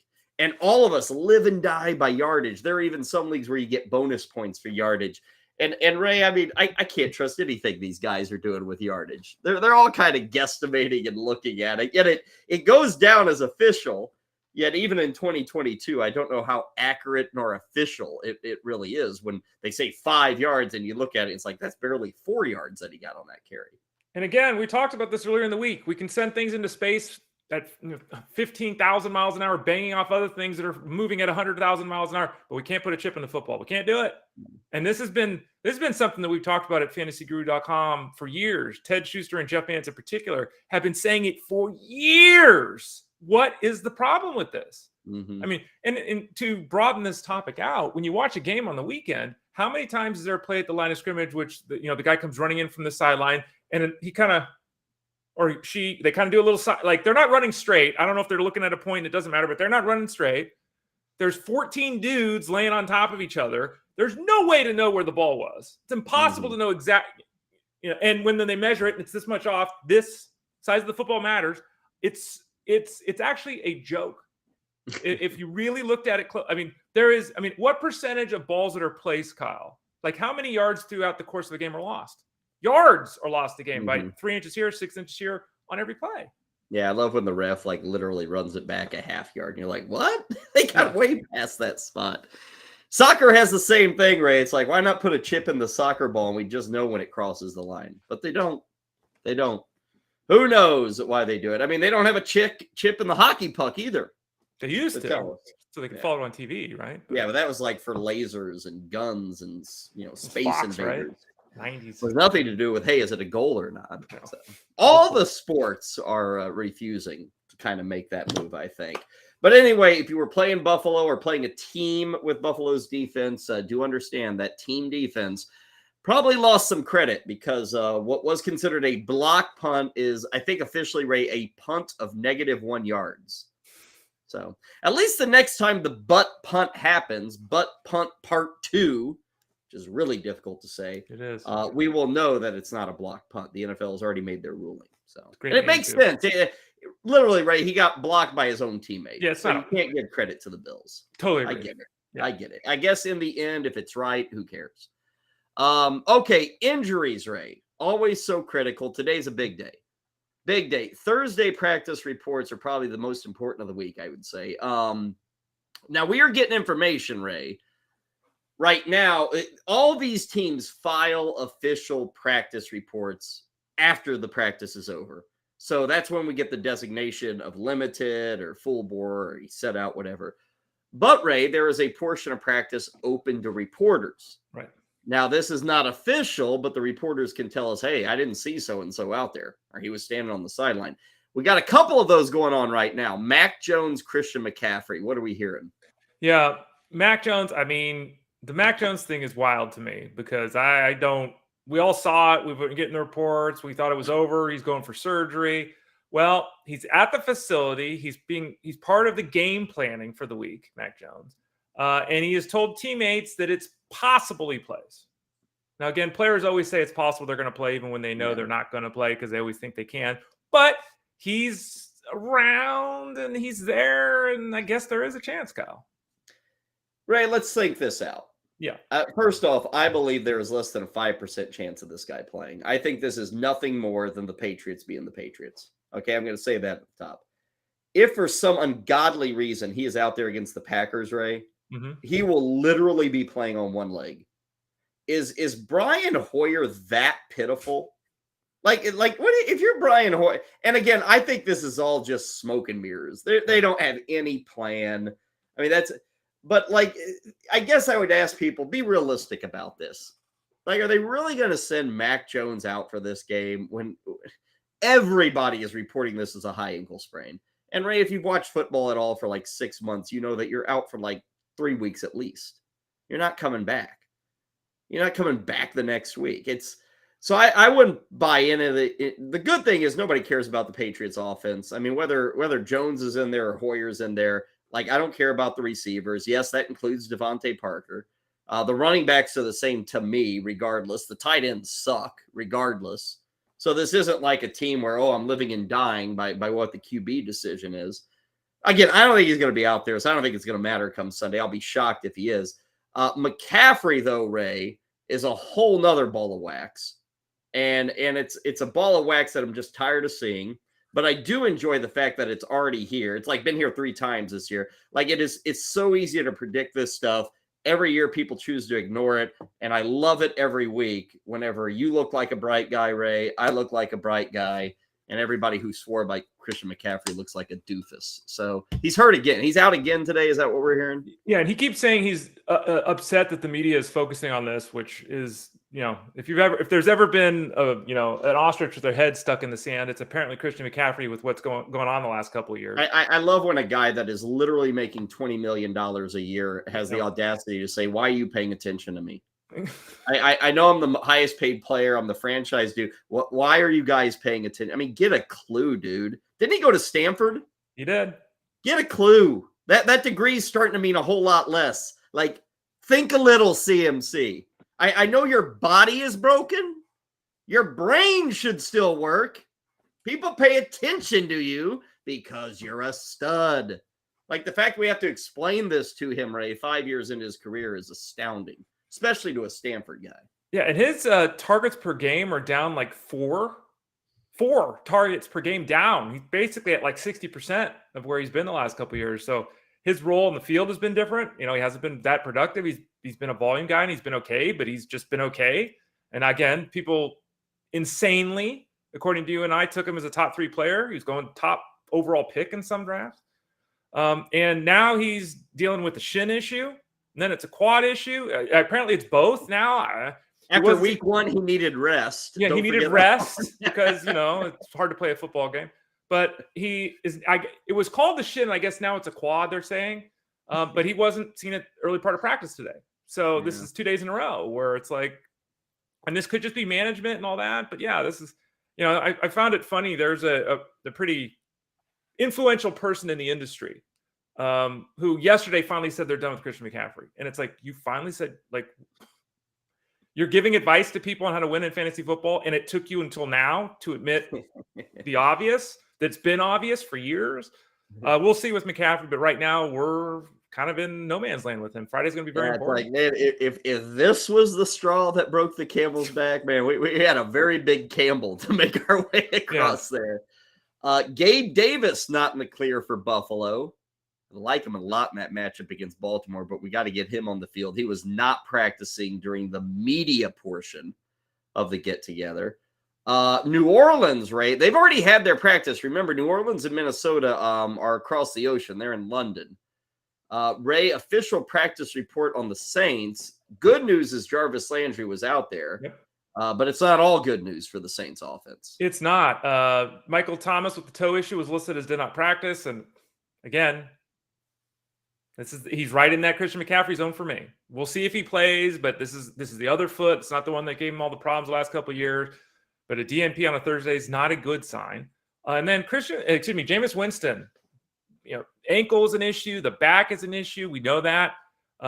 He said yesterday that he thought he should be practicing. The team said no. Well, they didn't listen to him because he also wasn't practicing today. And I've seen some of the beat writers reporting about how this week looks different. Like the way the practice, the way it's going, right? The repetitions that are taken, and it's different. So Plus it's the fact that it's in London versus New Orleans. true. And again, I don't know this particulars here. Like, did they get the jumbo jet with the beds that the players got to sat in? If they didn't, it's a long flight that can mess your back up. These are big dudes. But there seems to be some concern amongst the beat writers that this is not just rest for Winston, that there's, we might see some things here change. So yeah, that's and going to keep that may be true. I will say, Ray, I wouldn't expect to see Jameis Winston practicing much of any this year. Like if we're dealing with this injury, Ray, he's probably not going to have another Wednesday or Thursday practice the rest of the year. Honestly, it's like, why do it? Maybe there'll be a limited on Thursday, but he's going to get the rest treatment. There's no reason to, 4 cracked ribs, something like that. It's just no reason to see him being practicing out there. So I don't know about Sunday. I guess we'll have to see. We'll have to wake up and follow. It's Andy Dalton, so I don't know if that's much of a difference from Winston. So maybe they make the decision this week. I think you bring up a good point on the travel. It's a long trip, and with a bum back, it's a tough trip. I haven't seen anything on Dalvin Cook. Have you? Because they would have practiced earlier today. Did we get an official tag on Dalvin Cook? No, we didn't see anything other than he was at practice today. That's all I saw, which is useless information because it didn't say if he was standing there. The report didn't say whether he was moving, whether his helmet was on. It was just he was at practice. So he was. Oh, I guess that's better than like visiting the Queen's grave. Yeah, he's not dead. Yeah, so but that's all I've been looking to. But I saw that report from one of the beat writers, but that's the only one I've seen so far. Yeah, we'll see if we get anything official on Cook. Swift and Montgomery, very important too. For those people following the situation, we brought this up yesterday. I don't think it's very good for Swift. Montgomery, the Bears are treating this like he has an actual chance to play. I said yesterday, even if he plays, I'm not keen on starting Montgomery. If he doesn't play, push the chips in on Khalil Herbert. I mean, I'd be all in on that. Dalvin Cook, Ray, again, I guess it's trending towards him playing. It's, the shoulder's a little bit different than what Montgomery is dealing with. The shoulder you can harness, you can protect, you can tie it up, you can keep it really stable. What Montgomery has with like the ankle or the knee, you can't really, you just either got it or you don't at that position. Yeah, agreed. Friday we'll see, because most of these storylines, when it's a player of this magnitude, we get a lot of clarity. There is another report here, Joe Person, by the way, just a minute ago on Christian McCaffrey. Second day in a row, McCaffrey was not at practice dealing with the quad issue that he sustained last week. So further confirmation on McCaffrey missing multiple practices in a row. Dalvin Cook, at this point, is he a better bet to play this weekend? Are we going to get no CMC? We'll see.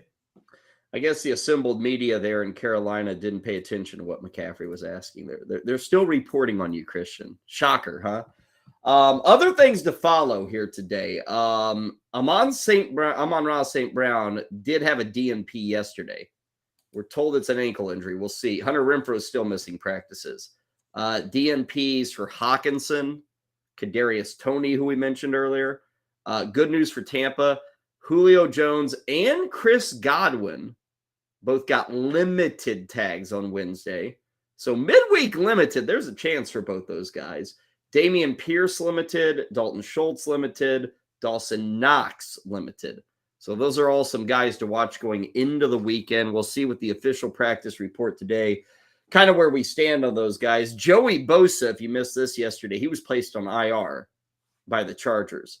And Ray, that's usually a defense I like to take a shot on. Mm-hmm. Usually a defense that, they got some talent there. And like this week, they're against Houston. Not really feeling it. And yesterday, I warned you, Davis Mills is going to be a top 10 quarterback this week. Chargers, usually I'd be all over that matchup against Houston, but kind of backing off this week as a streaming possibility. Chargers have offensive line and defensive line issues. Both sides of the football, they're dealing with stuff up front. And they got some injuries. They lost Guyton, too, in the receiving corps. So they're going through it right now. I still think that the Chargers are a top 10 defense given the matchup. Not necessarily elite because Bosa is a huge piece, but I still think they're a startable defense this week. And I would toss out, too, that the hurricane news, it seems like the game is going to go with the Bucs and the Chiefs. It's going to not be impacted. They're planning on returning to practice tomorrow and everything like that. So it looks like we don't have any worries about that game having to be moved like we talked about yesterday.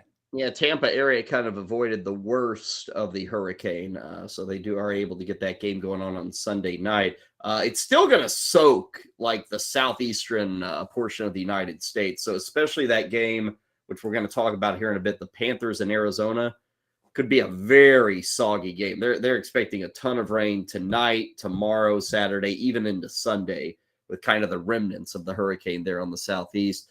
Did have a question in the chat room about Jonathan Taylor. I'm glad they asked it. He did have a DNP yesterday. It's actually his first ever DNP. He'd made every single practice. Welcome to the club, Jonathan. It's now going to begin for the next 5 years. And this goes back to like high school and everything. He never missed a practice, according to the report. So maybe it means something. What the reports, Ray, were like, he's okay. Mm-hmm. He's fine. So I'm going with that for now. Maybe we'll get more news on Jonathan Taylor, but I'm treating it as A-okay for JT this weekend. As of this point in time, I agree with your assessment, yes. Okay. Let's start breaking down some matchups for week 4. We like doing it on Wednesdays, Thursdays, and Fridays, giving you our take leading into the weekend to come. And might as well start with the Cardinals and the Panthers. That game is an early kickoff from Charlotte. Carolina, a slight favorite. Yesterday, this game was sitting at the Panthers -2. Now it's Carolina -1.5, over under 42. Money line, Arizona +105, and Carolina is -125. And again, Ray, the weather could play an effect here. I looked at it this morning, and it's mostly rain, not a whole lot of wind. I think it was like 10 to 12 miles an hour with the wind. But like I said, that field is probably going to be a mess, very slick. We saw what rain did to Chicago and San Francisco. Do you think this game probably ends up being affected by the weather? I'm kind of going into this thinking like the over-under at 42. I kind of like the under. I think yesterday it was at 43. I like the under then. I'm kind of expecting a slop fest between these two offenses. Oh, well, I think it might be part of the offenses too, right? I think it's a combination of factors. If it's not snow, or it's not, 30-mile-an-hour winds. The rain part, I mean, it really comes down to the drainage of the field. Like in week 1, we saw the stuff from Chicago where the guys were out with the super squeegees trying to get puddles off the field. So that's like, oh God, like it's terrible. I'm going to reserve judgment until day of on that. Okay. Because, weather reports and, the field management, we'll get information if it's bad. I'm not overly concerned at the moment, but it's definitely on a watch list. I don't care if it's sunny and 75 with no breeze, Ray. I feel good about my prop this week. Okay. Baker Mayfield under 206.5 passing yards. -110. Usually a number like that's -150. -110, you take it. Ray, he just doesn't have it. And 206 is not impossible. I mean, that's a pretty low number. Mm-hmm. But he is just not a guy who's going to have success throwing down the field. They continue to ignore Moore. McCaffrey's beat up. I don't even know. Has Mayfield gotten to 200 in a game this year? I don't think he has. So give me the under 206 with Arizona coming to town. And plus, if the conditions are bad and rainy, I like that number even more. So I jump it now before they kind of alter that number for Sunday. Been under 180 yards the last 2 games with a completion percentage of under 49% in both games. Ugh. I mean, it's awful. They're begging for Sam Darnold. That's how bad it's gotten, right? And I saw this was on TV. What was it, on ESPN or something? I was flipping through the channel, and they're like, "How could Sam Darnold and Cam Newton and Allen? How could these guys?" Like, yeah, it's bad. It's really bad, and the offense is completely stuck in neutral. And if McCaffrey's unable to play, it's not like they can feel good about opening this thing up and saying, "Hey, Baker, go win us the game, throw it 43 times." That's not going to work. Yeah, so like I said, if you're thinking about that number, do it now. Yeah. The news probably only gets worse for Carolina. What's your favorite prop from the Grid Birds and the Panthers? I'm just doing it straight up. +2 is the Arizona's spread here. -110, I'm taking it. Arizona's winning this game. I mean, and they're going to win it by more than 2 points. So I'm just taking that at -110. What's your player to watch for this one? My player to watch is Kyler Murray. And, it's not because I want to see him fail. It's not because I want to pick on him. Ray, come on, man. It's like choosing a favorite child. I know what you're saying, Ray. I don't want to see him fail. but I'm I'll in be a happy if he fails. I'm in a super flex league, and with the way that it's a very kind of convoluted keeper system, it's Jeff Mann's home league. I had to keep Kyler Murray, okay, and it's a super flex league, so that's totally fine. That's the only league I think I have him in. Obviously, wasn't targeting him at his draft cost or anything like that. We're 3 weeks into this, and we've seen plays where he's run the ball 87 yards or whatever the hell it was to gain a 2-point conversion. We've seen all the highlight reel stuff. We've seen the pouting. We've seen the borderline crying. We've seen the complaining. We've seen the shoulder shrug. We've seen all these kind of things. We've also seen him throw the ball 58 times and only get 314 yards, which is borderline impossible to do. We've seen him have 3 games where he hasn't run for 30 yards a single time. Mr. Jitterbug is running for 22 yards a week or whatever the hell it is. What do we got here? Like, it's time to go. You got to do something. You got paid. Do something. He's not doing anything right now. He's my fade. I don't think he does something suddenly this week. And again, I'm putting an emphasis on the weather. I'll keep doing that. But they could win this game. You're a little more confident in the Cardinals than I am for the straight-up victory. They obviously can do that. But I think it's going to be a messy game. And maybe Murray has a little more rushing success this weekend. I could see that being something that carries him on the fantasy side. But overall, it's kind of a fade. I think when you stack up quarterbacks this week, he's kind of a middle of the pack sort of dude when it's all said and done. My watch is CMC. I think that's got to be the watch, Ray, because if there is any kind of injury, like if there's something to this quad injury or whatever we're dealing with, they probably do limit him a bit just because they've gone down this road so many times and they've pushed him out there and it ends up badly. So if we see a pullback, and what I mean by that, Ray, is if for some reason he's not getting 20 touches, then we got a problem here, because I said this before the season. If McCaffrey is in the lineup, if he's dressed, if he's got the pad strapped, there is no excuse for giving him 20-plus touches. So if he doesn't get it this week, that means they are a little fearful of the injury. So he's my guy to watch. Quite simply, is he out there? Is he touching the football? Is he making plays? Who's your player to fade for this matchup? I don't like saying it, but it's got to be where we're at right now, and it's DJ Moore. There still might be scenarios where he starts for people. Because, again, I think he's still a wide receiver 3 this week. I'd really have a hard time dropping him below that point. But, his 25% target share last year is down to 15% this year. So his target share is way down, and the offensive production through the air is way down too. So it's a terrible combination. He and Baker haven't figured it out. He hasn't seen more than 6 targets in the game. He hasn't caught more than 3 passes in the game.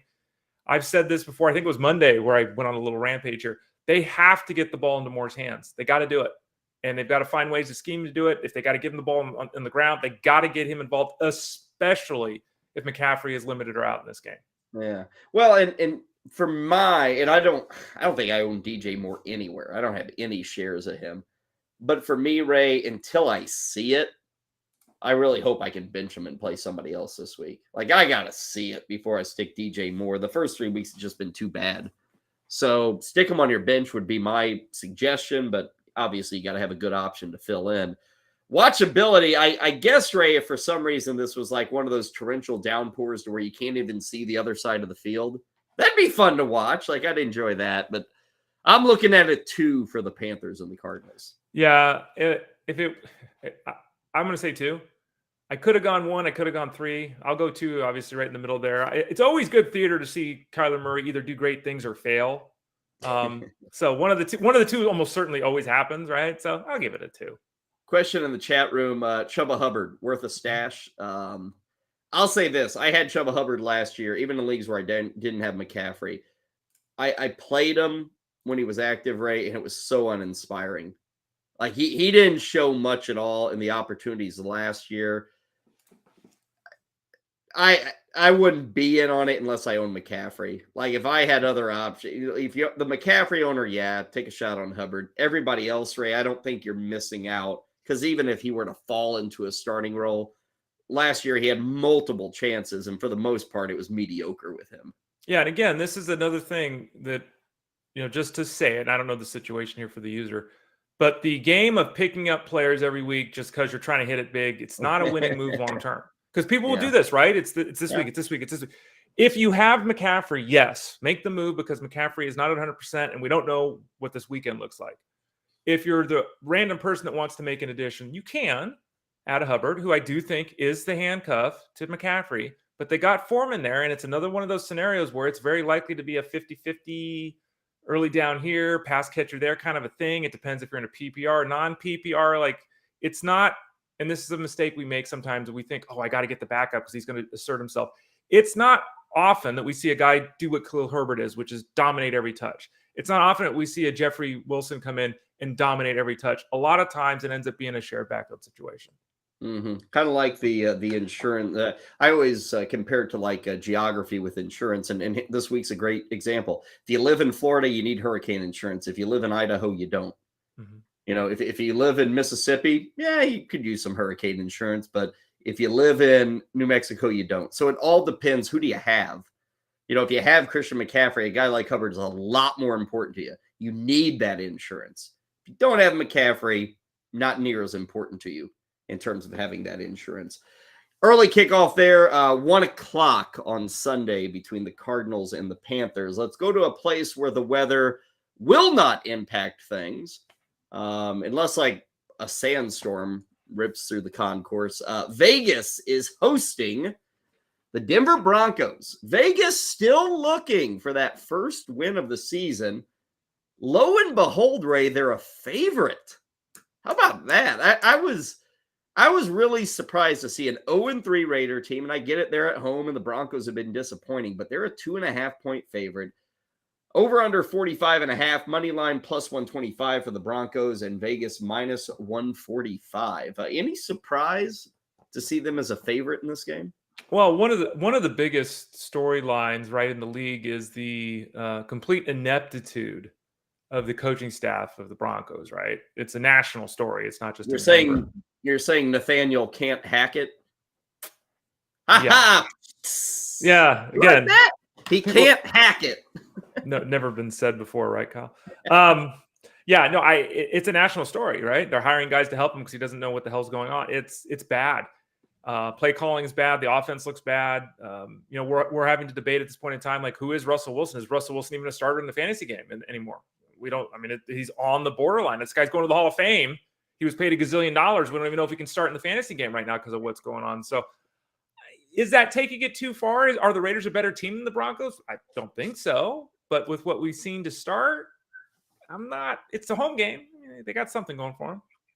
Ray, I'm still buying the Broncos offense. Despite what I've seen, despite what you have said, despite what the national, narrative may be, my prop is Denver over 2.5 touchdowns. And that's, they're never going to give you 2. 1.5 is way too low. But 2.5 touchdowns against an 0-3 team when you have Russell Wilson, Jerry Jeudy, Cortland Sutton, Javonte Williams, Melvin, like, this shouldn't be that tough. Like, make it happen. This is one of those games, Ray, where you say, okay, Russell Wilson, you're a hot shot. You're worth all this money. We need you. Mm-hmm. Go out and do it, man. And that's probably not fair. We can't ask this every week, but we're paying you to lead us. Make some plays, dude. Let's make some throws. Let's make some runs. Let's make some audibles. You're the man. Go out and earn your money. So, Ray, I'll say he'll go out and earn his money. Give me the over on 2.5 touchdowns for the Broncos. Yeah, and again, I haven't been very impressed by the Raiders. Josh McDaniel, what's his record as a head coach? I mean, he's like 1-10 in his last 11 starts. It's something that's terrible. It's pretty brutal. It's pretty bad. And they've had issues. But man, when he's with Tom Brady, Ray, and he's calling plays on the sideline, he's brilliant. Yeah, it looks good then, right? With Bill Belichick and Tom Brady, surprising. So I haven't been impressed by that team. I have not been impressed by any component of the Broncos game either. But I agree with you. I think that they're just too talented. There's too much here. They've got to do it because, I mean, let's be honest. Guys' jobs are on the line here. Like, teams starting out 0-4, 1-5. Like, these teams have expectations. Like, guys might start getting fired. So you got to be putting that old A game effort out. I can definitely sign off on you. I would expect the Broncos to have their best offensive game yet in this one. Okay. They got a new owner. It's one of the Walmart heirs. So, it always looks good at Walmart, and then you bring it home and this is a piece of junk. That's kind of what I feel like the Broncos are dealing with right now, right? It's like, man, this looks great, but we are a real Walmart operation here. This stuff isn't going to last more than a day or two. Your favorite prop for the Broncos and Raiders? Yeah, my favorite prop is this is just an interesting one to me. And again, I'm not big into the gambling market. It's not something I've done in the past or whatever. Game starts out 0-0, you're tied, obviously. If you're tied at any point in this game, at any score beyond 0-0, it's a -110. I'm taking it. It's not interesting. It's not fun. I wonder how often you are tied after 0-0, like what the percentages actually are in the NFL. I will admit to the listener, it might be a terrible bet. It might be 5%. I did not look into it. I just found it interesting. It's more for my own personal edification, I guess, than anything else. But I mean, 3-3, 7-7, 10. I mean, just at any point in the game, I took it. I don't mind it. Well, and the spread is tight. It's 2.5 points. Yeah. So in effect, you're going to be neck and neck with each other the entire game. So yeah, not a terrible bet at all. My player to watch is Wilson. Like I said, do it. Just go out there and do it. And I think Russell Wilson has it's so fascinating, Ray, how things can shift, how the winds can change on a guy. Russell Wilson, America's darling, and then the falling out in Seattle wasn't all that pretty. And you show up in Denver after, in effect, kind of forcing your way out of Seattle. You kind of tarnish that good guy persona. And then your start is bad. It's just bad. And now you see like the social media people picking on Russell Wilson and mocking him for this, mocking him for that. So put up or shut up time, Russell. I'll say you're the player to watch. Who's your guy? My guy is Mr. Consistent that no one likes and no one ever wants to play. And he's a guy that I think had the runs last week. Josh Jacobs. I think that's why he missed. That's the joke we all have, right? If a guy doesn't travel with the team or he's out with an illness, he's got the runs. So, at least that's what that's the highbrow stuff we bring. Joke is? That's the highbrow thing we bring over at fantasyguru.com. Yeah, if the guy misses practice with an illness. You mean these charter planes don't have a toilet that can handle a guy with the runs? I've been on planes, man, where I've had to go, and it's not pretty. So yeah. But he's the guy to watch, and it's not because I'm worried about him having the runs again. They have Imodium for that. It's about, I think it's more just a nod to Jacobs. Like he and Ezekiel Elliott are kind of the same guy. No one wanted to draft him. No one's excited about drafting. No one's excited about playing him. And I get it. There's not a lot of peak, splash weeks or splash plays, but in the end, it's just there. He's got 70 scrimmage yards in 10 straight games. It's the most in football. It's the longest streak in football. And it's not a big number. It's not a sexy number. But think about that. And he's also got shouldn't say streak after the runs to a guy who's got the runs, Ray. Consecutive games. Is that better? Yeah. And in the matchup, he's got 7 touchdowns in 5 games against the Broncos. For whatever reason, he really has success there too, historically. So he's a guy to watch. But again, I think it's as much about let's give the guy a pat on the back for being a pretty good football player. And they've been trying to get rid of Josh Jacobs from like the day they drafted him. Seems like it. Yeah. My player to fade, and this is fairly contingent on Hunter Renfrow. It's Mac Hollins. And Ray, I don't know if it's as simple as saying, well, if Renfrow plays and Hollins isn't going to be out there. And maybe last week, he made enough plays, had the moments to where the Raiders say, we got to give this guy a shot. We got to keep him part of this offense. And I know a lot of people added him, and you want to use them. I say this every week. When folks go to the waiver wire and they get somebody like Mac Hollins coming off 150 yards, they want to use them.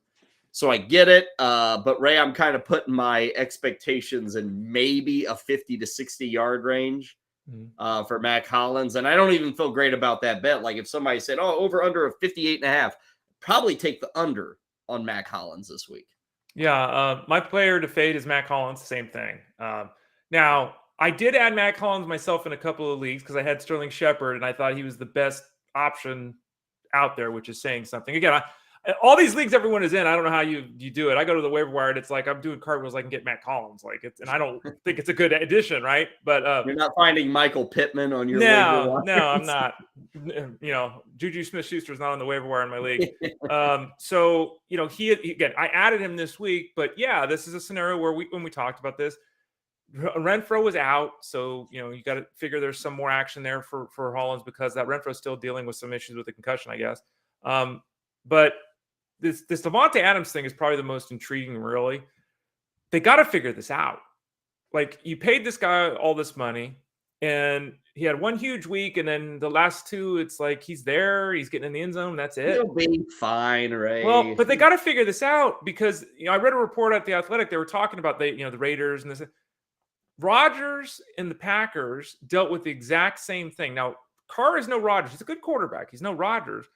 But for years, everyone knew what the Packers were going to do. And for years, Davante Adams had his 9 targets, caught his 7 passes for 95 yards.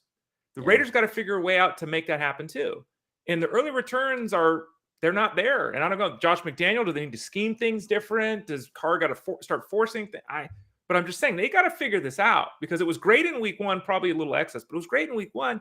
And the last 2 weeks, Matt Collins is out producing this guy. They got to figure it out.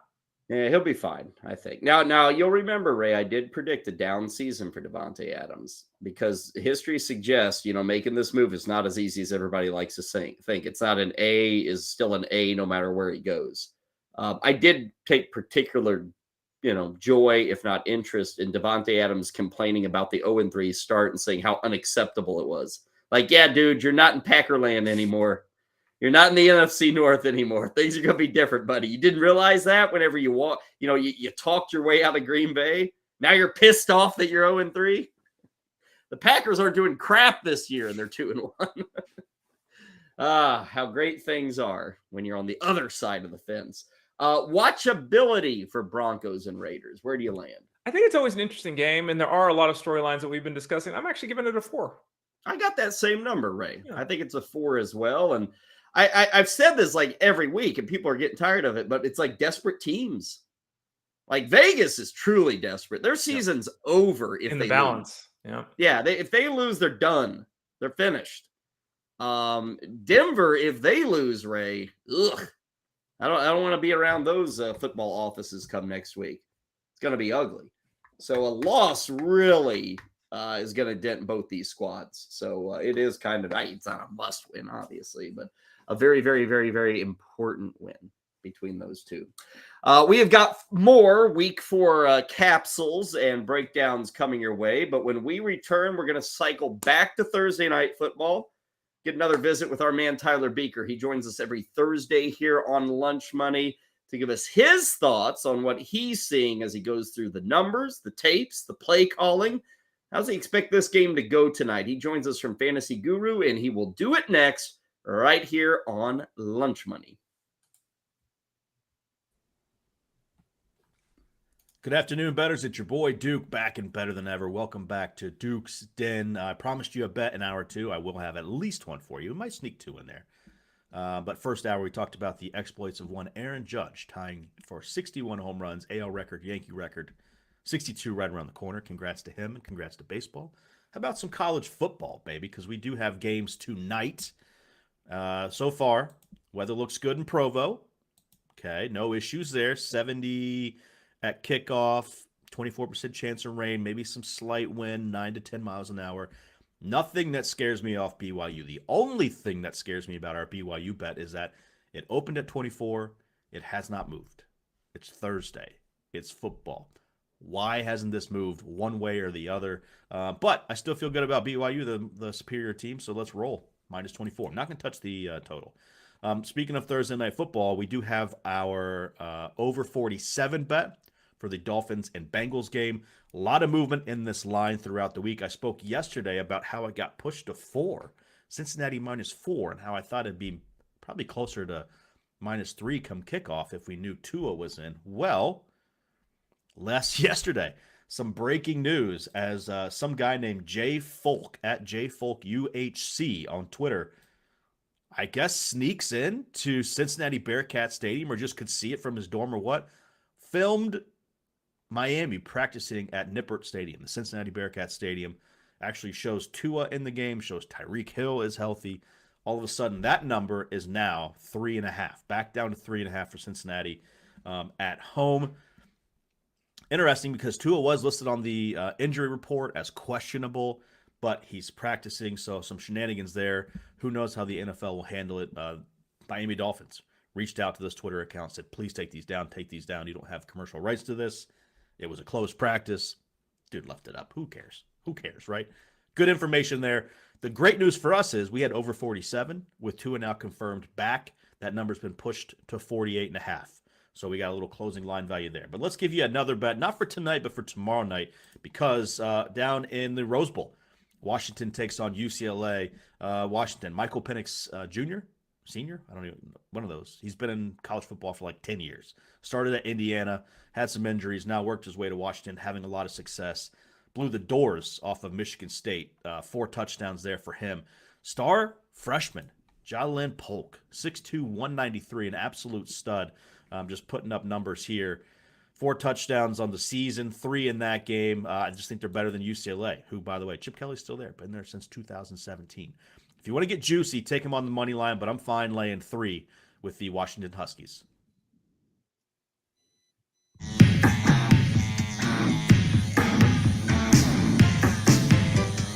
It's always lunchtime here. Now back to Kyle Elfrink and Ray Flowers. Welcome back in. Kyle and Ray with you on a Thursday. Always fun to say it's a Thursday because that means the football week is upon us. A little bit of Thursday night football, which for some reason Ray hates. He always thinks these football guys have it too rough. Quick turnarounds, all that, Ray. It's good to see, Ray, that once in a while you take the player's side on this kind of stuff. All I care about is I get to drink beer on a Thursday night and watch football. I don't really care what's happening to these guys in the long term. Yeah. I want to watch football. I care if these guys are able to walk when they're 38 or if they're able to play next week because, they're being forced to play through an injury this week that they, don't have the extra 3 days to heal from, Kyle, because I am a humanitarian, unlike you. Yes, you are very pro-labor. It does sound like pro-labor Ray Flowers, who that may be the only time I ever describe him that way. I don't know. Okay, let's break it down on a Thursday. Our man who always joins us, fantasyguru.com's very own Tyler Beaker, is back with us, still holding out with this beard. He says, trip to Jamaica, is that where you're heading? Okay. Correct, yes. Wow. Yeah, I got a wedding coming up, so keeping the beard looking sharp for that, ready for it. Okay, well, you are looking sharp. As always, lunch today, what was on the Tyler Beaker menu in your neck of the woods? Well, it's a Jamaica trip, so I got to get the beach bod ready.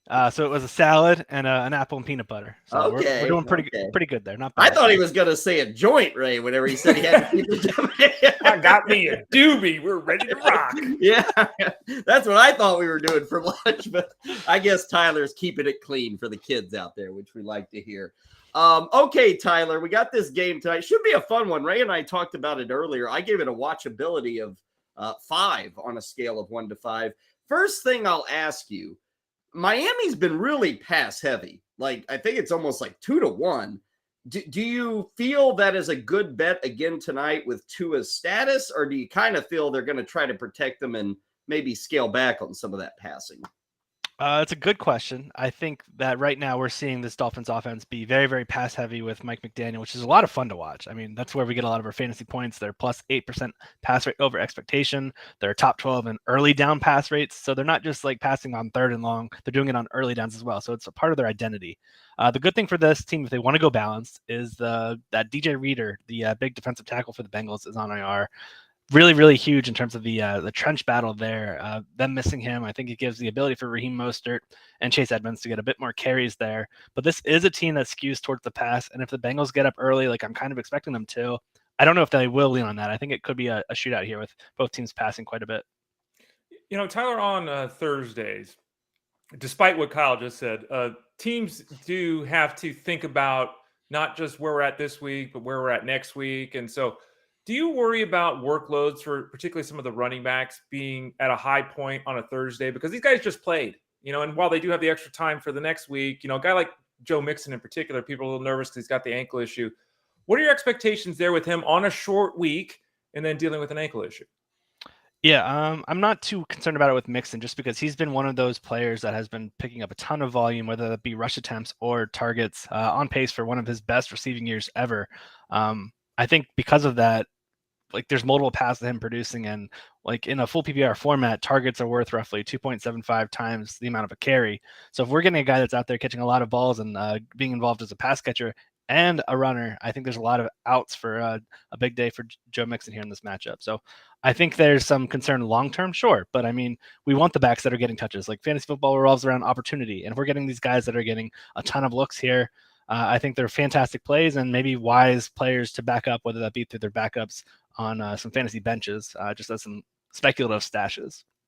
Talking to Tyler Beaker of fantasyguru.com. And Tyler, just to belabor the point a little bit, if you will, generally on Thursdays, do you expect or do you see, and this is putting you in an unfair spot, I don't know if you have the data at your fingertips, are there changes to offense because of the shortened week? Do we see teams, not just with guys like Mixon that might be dealing with an injury, but do we see teams maybe change their play calling a little bit, which of course is tough to tell because it's so matchup based. Maybe maybe you want to run the ball less, but the other team's terrible at defending. Okay, so I get it.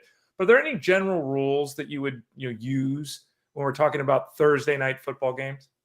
Not in terms of the run-pass ratio, but I will say unders have been hitting at an alarmingly high rate. Like the year, just across the first 3 weeks, 29, 18, and 1 towards the unders. Primetime unders on Thursday night, Sunday night football, Monday night football, 8 and 2 unders. Oh, Dolphins are 5 and 1 on under in their last 6 road games. Bengals are 3 and 0 under across the board to start this year. So that would be my one takeaway was on Thursday games, maybe lean under. So I'm writing down. Tyler Beaker says, "Put the mortgage on the under tonight." Is that what I'm hearing? Well, here's the fun thing. Like we've had some really bad games, like last Sunday night football, last Monday night football. They were very, very slow, very boring. A lot of punt-filled games. This one does project to have a lot more offense in terms of what the Bengals and Dolphins are able to produce. So I think there's other ways to get to the under, whether it be through teasing it in terms of adding to the total. Or right now, it was at 47.5 yesterday. This morning, it's now at 48.5 on almost all books. So people are betting the over here. I like finding a sneaky way to get around that is adding the Bengals money line, which is a bet that I'm currently interested in, and adding an under of 59.5. So you're adding essentially 11 points to it to hit that under. And with all those under stats I just gave, if we add another 11 points to it, I think that kind of compensates for the level of offensive talent the Bengals and the Dolphins both have. Yeah, and speaking of that offensive talent, like so much of the focus, Tyler, is these receivers. Like Jalen Waddle and Tyreek Hill have mostly been on fire. Chase and Higgins are doing their thing. Maybe it hasn't been great, but it's been solid. I found I think it was at DraftKings, it said Jamar Chase to lead the game in receiving. It was like plus 250. And it's like, well, hell, Jamar Chase, he's a guy who can get 200 yards, in his sleep occasionally. But do you expect that much passing from these two teams? Like, we want to see these superstar wide receivers get involved. Do you think it goes in that direction when you look at the Bengals and the Dolphins tonight? I do, and I think it's a great bet with Jamar Chase. I really, really like his over bet on his yardage right now. I think it's 74.5 on most books. I grabbed it at 71 a few days back, just because we've mentioned how pass heavy these Bengals and Dolphins both are to start the year, especially on early downs and just over expectation. The Bengals are also playing number 2 in neutral script seconds per snap, so they're playing fast and passing heavy. Great concoction for a lot of points.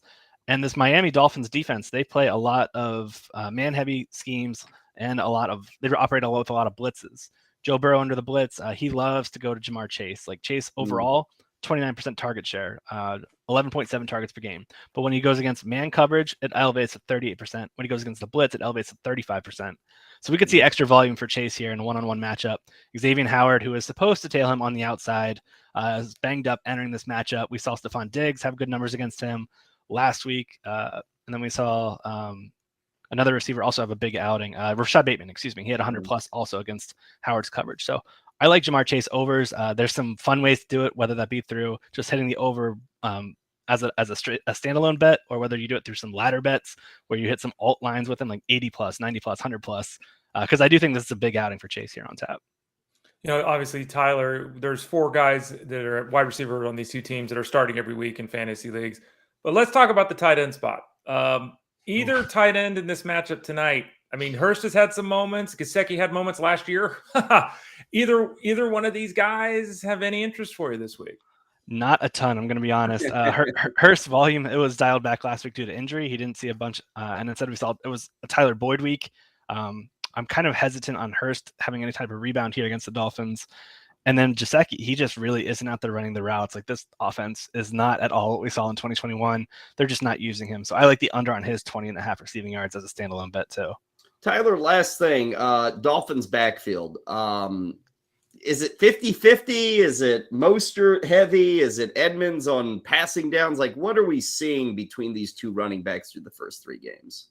Well, over the last 2 weeks specifically, it's been Mostert in terms of grabbing more of the running back snaps, over 50% in back-to-back weeks, and he's leading the way in the rush attempts over each of those games. The two are pretty similar in terms of their their routes run.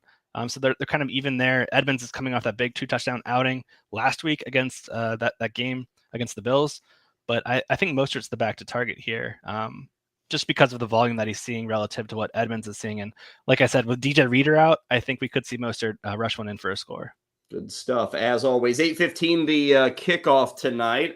Dolphins trying to go to 4-0. And man, if they could do it in Cincinnati, that would be a hell of a good start under Mike McDaniel. We'll see tonight. Should be enjoyable. Tyler's got tons of coverage.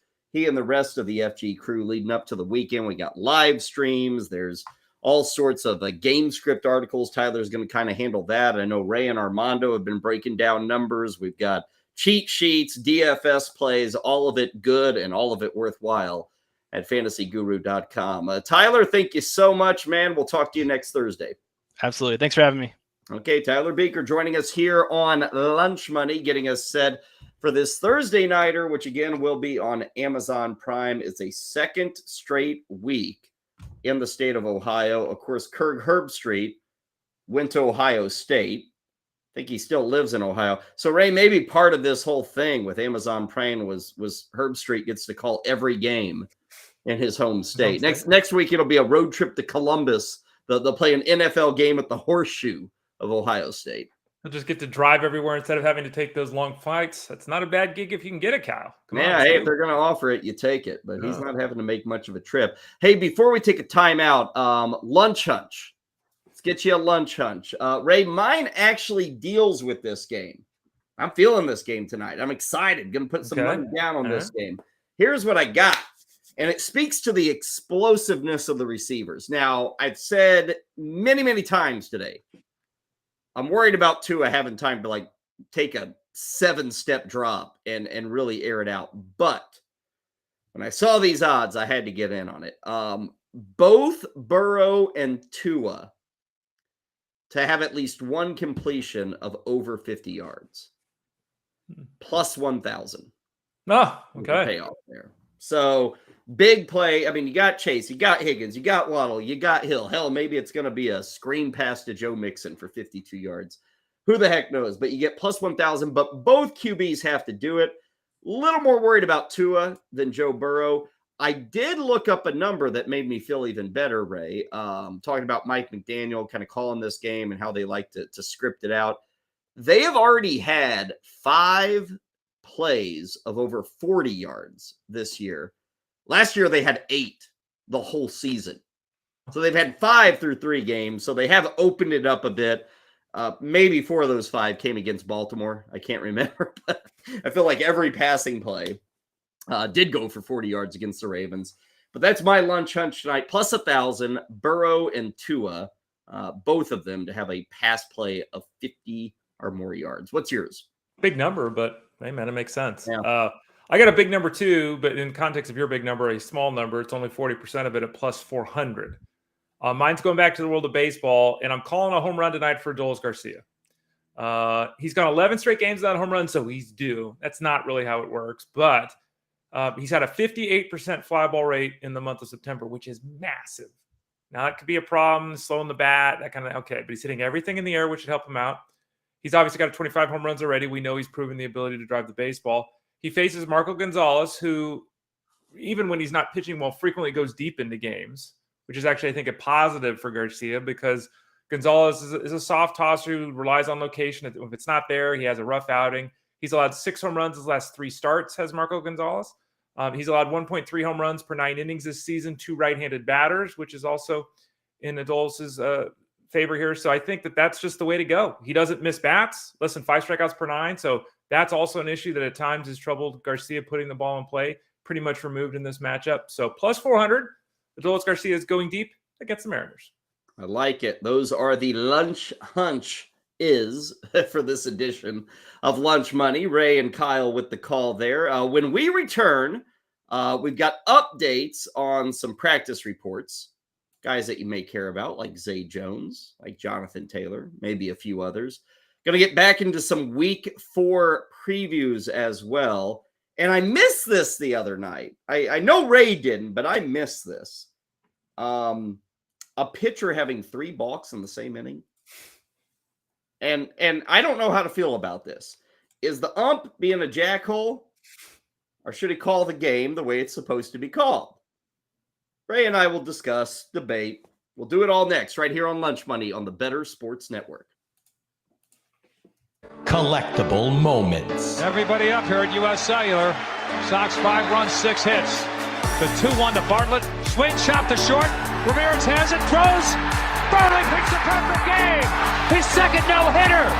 People going crazy here at U.S. Cellular. He's mobbed by his teammates. A perfecto. Now there's a steal by Bird. Underneath the DJ, lays it in. Right out, 1 second left. What a play by Bird. Bird stole the impounding pass. Laid it up to DJ. DJ laid it up at him. And Boston has a 1-point lead with 1 second left. Out of the I formation on first down. Peterson to carry, looking for running room on the right side, has it to the 25, across the 30, across the 35, and out of bounds at the 40-yard line. Adrian Peterson has just gone over 2,000 yards for the season, the 7th man in NFL history to cross the 2,000-yard mark. Well, a thundering ovation for number 66, Mario Lemieux. Just the emotion I'm sure Mario is feeling in this place. You don't appreciate something until it's gone, and it's so great to have Mario back. Yager turns around. Over to Lemieux. Mario Lemieux, his first goal in his comeback here tonight at the Mellon Arena. And the Penguins lead 3-0, and he is smiling like a butcher's dog. Mario Lemieux. Oh, the band is out on the field. He's going to go into the end zone. The Bears have scored, but the Bands are out on the field. Pearson moves in front of the STP Dodge. Petty comes back to the inside. They almost touch as they move down low in the banking. They're going to be side by side as they exit the bank and head for the finish line. Richard Petty goes back in front. They both spin. They're in the wall. Petty is slamming into the wall. He's coming down toward the finish line. Will he make it? Pearson is still running. The winner is car number 21. An amazing finish. Richard Petty's car demolished the front end as well as car number 21. An unbelievable finish, a terrible crash. David Pearson has won the Daytona 500. Leitner catches, comes down, dribbles, shoots, scores! Christian Leitner has hit the bucket at the buzzer! Pitched by Downey, swinging, there's a drive into left center field. That ball is gonna be out of here. It's gone. It's 7-15. There's a new home run champion of all time, and it's Henry Aaron. The most valuable player is Magic Johnson. 42 points, 15 rebounds, and 7 assists. He starts at center, plays forward and guard, and leads the Los Angeles Lakers to a world championship 123-107 over Philadelphia. Whether you collect sports memorabilia, fantasy championships, or winning bet slips, talk about it on Bettor Sports Network.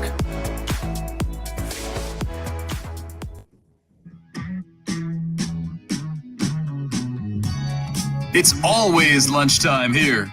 Now back to Kyle Elfrink and Ray Flowers.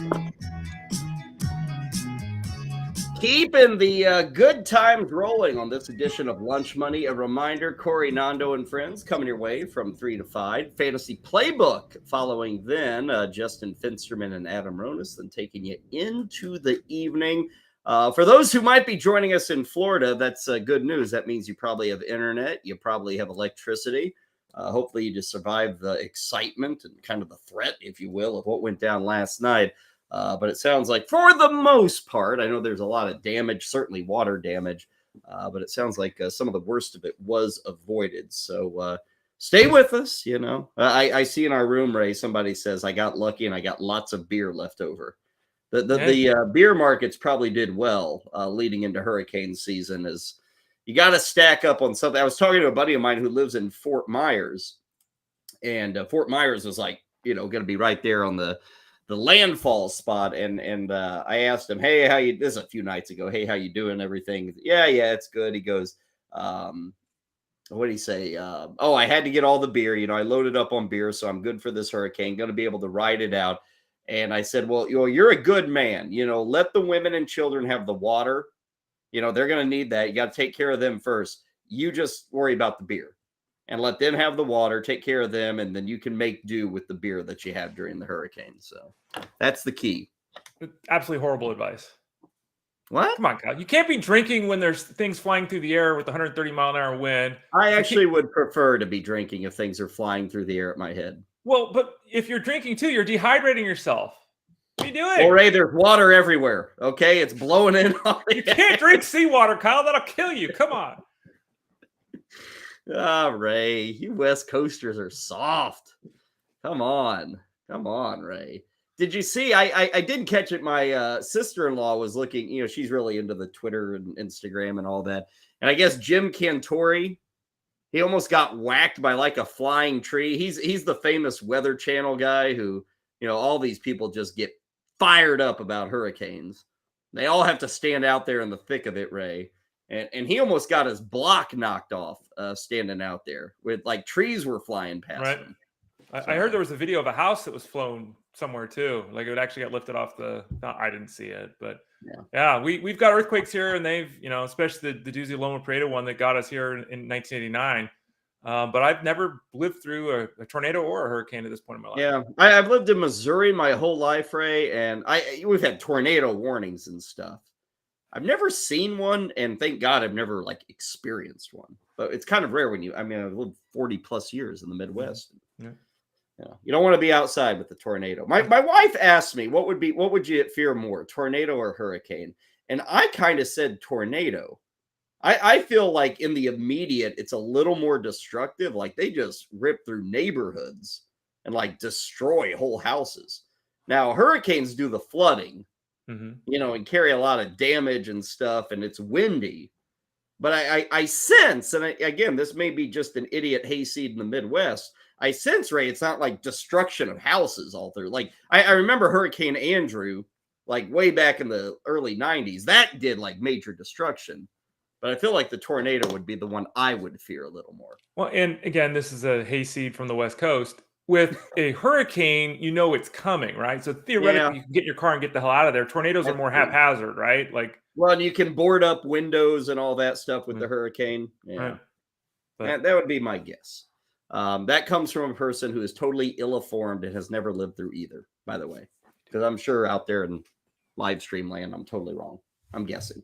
Okay, Ray, I missed this the other night, and I kind of blame you. Because this sounds like something that would piss you off. Should have, yeah. Yeah, this would have pissed Ray off if he saw. Who was this? Who was the pitcher for the Marlins? Richard Blair. Richard Blair was on the hill. It's like a 6-3 game. Nothing's going on. Now, the Mets are in a race. You know, they're trying to hold off the Braves. They're going back and forth in the NL East. So it's an important game. But Blair pitches for the Marlins. And Ray, he's a left-handed pitcher. There was a guy on first base, got called for a balk. I believe that's the first balk he'd ever had in his career. Correct. A few pitches later, here came another balk. 2 of them. After that, a third balk. All in the same inning, all called by the first base umpire. Now, I saw these highlights, if you will, Ray. These were some fairly imperceptible balks that I was seeing. I'm sure he'd been warned, and I bet he mouthed off to that first base ump when he was warned. And I bet the ump said, I'm going to teach you a lesson. 3 balks in the same inning. And after the third one, Ray, he lost it. He was pissed off. He got tossed. Don Mattingly got tossed, and we moved on. But what were your thoughts when you saw the same ump calling 3 balks on the same pitcher in the same inning? The umpire should never be the story. The umpire should never, and it's hard to do, right? But if someone's being a jackass at you, you can't be a jackass back. You got to hold it in check. I've watched the video too. Were any of the 3 a balk? Maybe. Yeah. You know, maybe like there's a little movement. Maybe. Is that something that he has done his whole career and never been called a balk for? Yeah.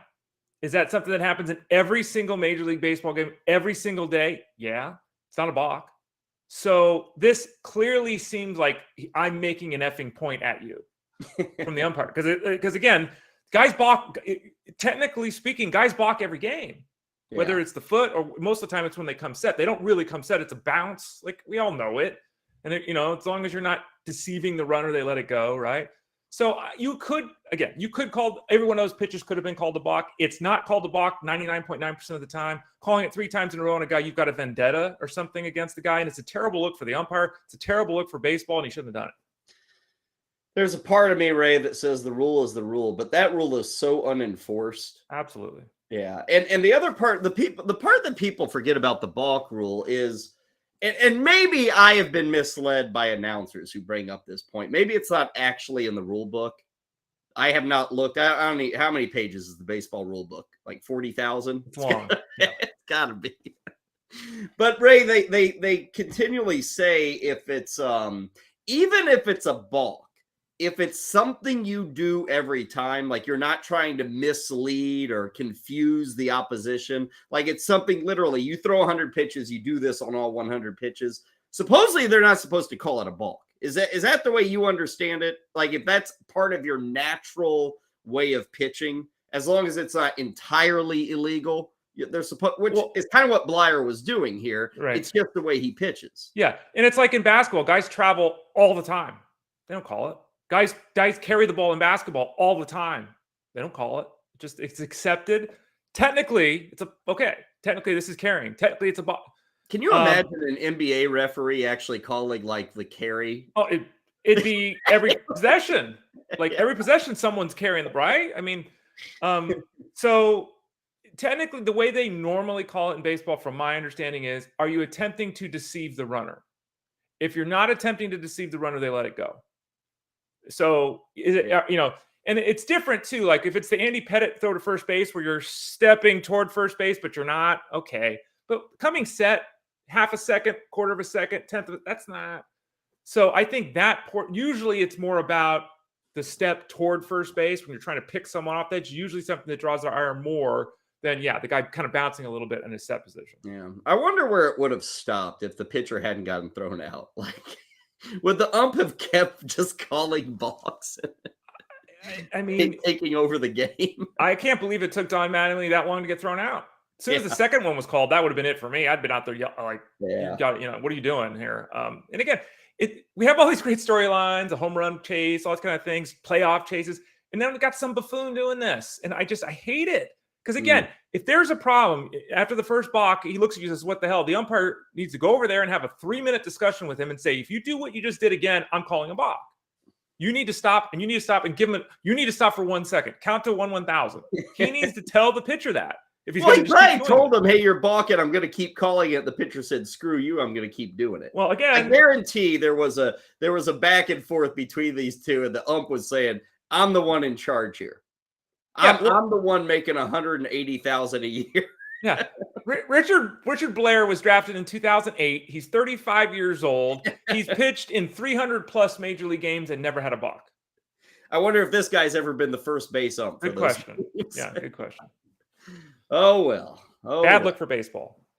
Let's switch it back over to football, Ray, and continue looking ahead to week number 4. It begins tonight with the Dolphins and the Bengals. If you missed any portion of our breakdown on that game, we had a lot in the first hour. Earlier this hour, Tyler Beaker joined us from fantasyguru.com.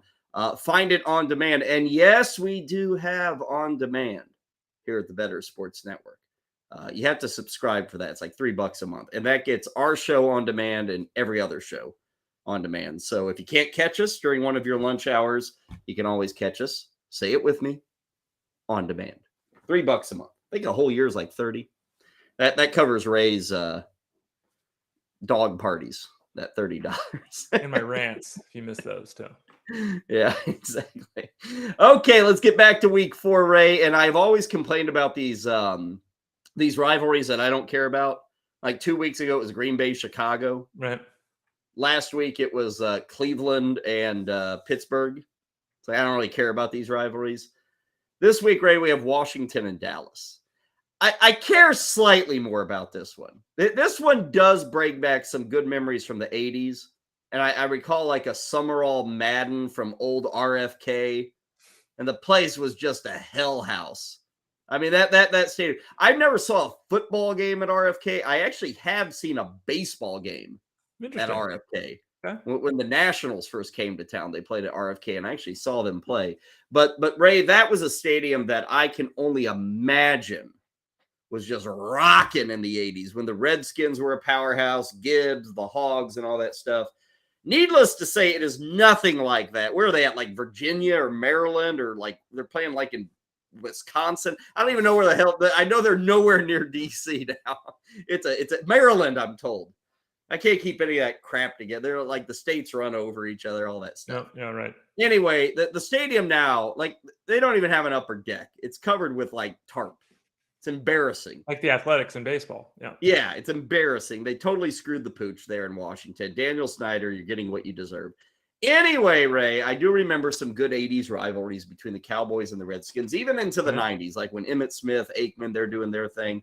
So this rivalry actually has some oomph to it.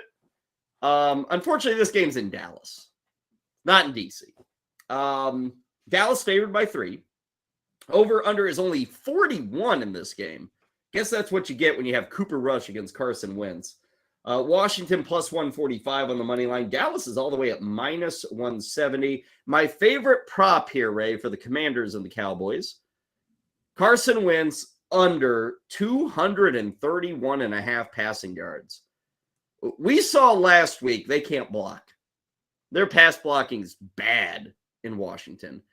This Dallas team can bring heat. They're going to bring heat on Sunday.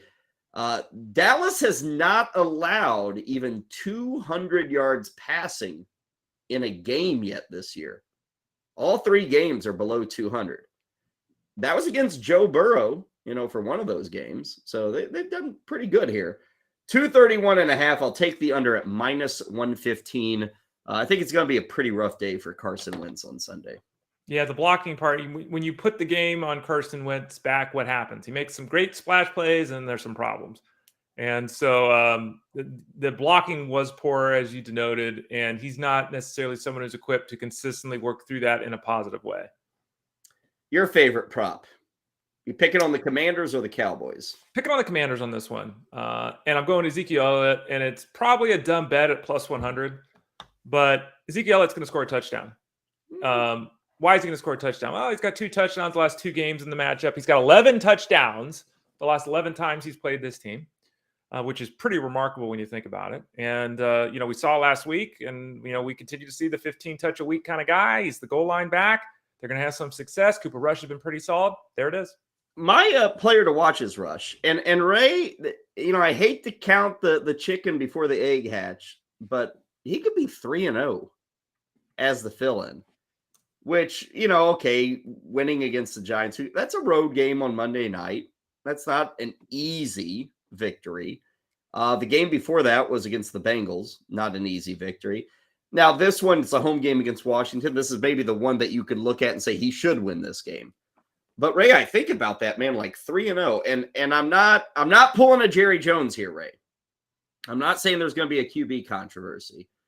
What I am wondering, if you're in a 2 QB league, Cooper Rush, would you be okay with rolling him out there this weekend? I would say in general, no. I don't really see a ceiling here. Yeah. There's a lot of QBs, even bad ones, I could see get like Tannehill. I could even see Ryan Tannehill going 275-2. I struggle with a Rush going 275-2, and that may be because I'm being unfair to a young backup, to a guy who's not Dak Prescott. But I still feel, Ray, like it's great to get the wins, and let's see him kind of manage again another win. But I'm not really feeling the fantasy impact of Cooper Rush. Yeah, I mean, if you're in a 14-team league and you're doing quarterbacks, you're a masochist. Okay. In a 12-team 2 QB league, maybe, it all depends on your options. If you lock Dak Prescott, you have no choice. In an ideal world, no, I wouldn't be starting him even in a 2-quarterback league. Because I think you said it correctly there. It's always you never know. The game could shoot out, right? You never know. But they would prefer that it was a 28 pass, 216-yard, 1 touchdown, just like we've seen. They prefer for him to manage the game and to win that way versus having to open things up, and what happens if he has to open things up. So, yeah, I wouldn't be starting him. But it is pretty impressive that he's been able to guide that team to success here in the early going. Well, and think about this, Ray. If he goes 3-0, now their next game would be at LA. It sounds like the idea of Dak Prescott in week 5 is a little far-fetched. Mm-hmm. Probably week 6 at the earliest. This is one of those fascinating things we always see. Like every year in the NFL, Ray, a backup QB takes over and like he's better than anybody thought he'd be. Mm-hmm. Or he gets wins when nobody thought. Like if there is some way of him going 4-0, like if he gets a win at LA, Ray, he has just banked himself like a giant contract, has he not? Like somebody will lose he'll be the next Jimmy Garoppolo. Remember when everybody wanted Jimmy Garoppolo from the Patriots? Everybody wanted him. Now everybody thinks Jimmy Garoppolo sucks, but there was a time where people couldn't get enough Jimmy G in their life. Ray, maybe we're going to have a Cooper Rush going on after next week. Didn't Matt Flynn like throw 5 touchdowns once, like in the last one game, right? Never got excited. I mean, the greatest job in America for America's team has got to be the backup quarterback spot, right? And you're right. He'll go to the bench when Prescott's back, and all everyone will remember is the success, the wins, the victories. Prescott will have a bad game. They'll call for Cooper Rush in the press. But yeah, I mean, and we've said this. Garoppolo's another example. The Niners have had tons of success with Jimmy Garoppolo as a quarterback. Is he dynamic? No. Can Cooper Rush be that kind of quarterback? Maybe. Who's your player to watch? My player to watch is J.D. McKissick. And, he's in that zone of the guys that I always watch, but I personally never draft or feel comfortable starting because they're guys in the backfield that depend 100% almost on their production being passes. But in week 1, we kind of got interested because we got the work on the ground with Antonio Gibson, but we also saw him involved as a pass catcher. Week 2 with Gibson, the pass receptions pulled back. We expected that, but okay, the participation pulled back. Saw it again last week. The last couple of weeks with McKissick, we've seen his participation in the passing game surge, and we've seen him catch 7 and 6 passes the last 2 weeks with 16 targets. And as you noted, when you struggle blocking, one of the things a quarterback will often do is dump it to the running back who's standing right there. So be interested to see if we can keep this thing going here with J.D. McKissick. There's still no ceiling here. Really. I mean, it's 13, 14 points is probably the ceiling. But if we can consistently get him this involved in the passing attack, maybe he'll be one of the rare pass-catching backs that people can have some level of confidence in a weekly basis. I'm still trying to figure out this offense, Ray. Like, what is everyone's role? Like, how good is Jahan Dotson? Is Curtis Samuel really this Deebo Samuel jack of all trades? Is Terry McLaurin a guy who can still be a superstar wide receiver if those other things are happening? Next week, well, maybe not next week, but the week after Brian Robinson returns. Like, a lot of weapons, Ray, and it's probably good for the Commanders. I don't think it's that good for fantasy players. It's like, I'd like a little more of a focus. This is your lane. This is your lane. This is your lane. We don't have that. And I don't know if we'll ever get it with Washington. When you have a pass-catching running back like McKissick and he's third on your team in targets, that is not good. That is not good. And, when you have Curtis Samuel, your lead guy in targets, being 50% ahead of the target total of your next guy on your team, it's Terry McLaurin, who should be their number 1 wide receiver, got a problem. So you're right. This is, it's great for the people that grab Samuel off the waiver wire, and McLaurin's been okay. And as we talked about McKissick, but team-wise, the way their top 3 are structured right now in the targets, that's not going to work if that's the way they play it all season long. My fade for Sunday between Dallas and Washington, it's an easy one for me, Michael Gallup. And I don't know if that needs to be stated, but it looks like he's going to play for the Cowboys. And I know there are people who've been sitting on Gallup. I would sit him on your bench this week. I wouldn't play that immediate impact game. 1, you've got Rush. 2, you got healthy guys in Lamb and Brown. I don't think it's going to be a full plate for Michael Gallup in this first week. So I would lean back on that one. He'd be my guy to fade. Yeah, my guy to fade is on the other side, another receiver, Dotson, who you mentioned earlier. He's got 3 touchdowns in 3 games. It's wonderful. But we are now 3 games into the season here, and he's averaging 3 catches a week for 36 yards. Whoopie-doo. It's in 2 of the 3 games, he's had 5 targets. Whoopie-doo. So people got so far ahead of themselves. You remember this back after week 1. I mean, Dotson was like the number 1 guy out on the waivers everywhere. People spending 30% of their budget thinking they're going to get a weekly player. This is a guy who's in an offense that's uneven. He's a youngster looking to find his footing, and he's averaging 3 catches for 36 yards. We told you the touchdowns weren't going to continue. And without that, it was always very difficult to see what his path to fantasy success is, because saying I'm going to get 8 targets a week to this guy and 5 or 6 catches a week to this guy is dependent upon other guys going down with injury. Well, and it's dependent too on Carson Wentz getting like more than 2 seconds to pass. It's helps. like all these guys, and so we'll have to see if the Commanders can clean up the front. Watchability, I got a 2.5, Ray, kind of right down the middle. Sure, it's a rivalry. It's Cowboys, it's Commanders, but talent's kind of lacking here. The QB play isn't all that exciting. There's no, like, I guess CeeDee Lamb's a superstar. Like, the big thing here is the Cowboys and how they look. Like, Washington is already one of those teams that 3 weeks in is kind of dead to me. Like, I'll follow them. I have to, but not really interested in Washington. 2.5 for this game. Yeah, I don't do the half thing, even though you pushed me to do it. So I sided with the 2. I went a little lower. But yeah, it's great storylines in some respects. Most of it, though, is historical stuff. And as you and I both noted, that's not really doing it for us at the moment. I'm continually shocked that a man like yourself, whose life is ruled by decimal points, won't do decimal points on watchability. Gotta have rules at some point, Kyle. Gotta have standards. Guess you get too many decimal points after a while. Looked at too many stats with decimal points. Get rid of them. Let's move to Green Bay. Late afternoon game, Patriots and Packers. Now, we should note, Packers are still saying with the Patriots are still saying with a straight face that they think Jones has a shot. I said earlier, I don't buy it for a second. Right now, Vegas ain't buying it. Green Bay is favored by 9.5. It's a big number. I think it's the biggest of the week. Over under is 40.5. Patriots plus 370 on the money line. Green Bay minus 460.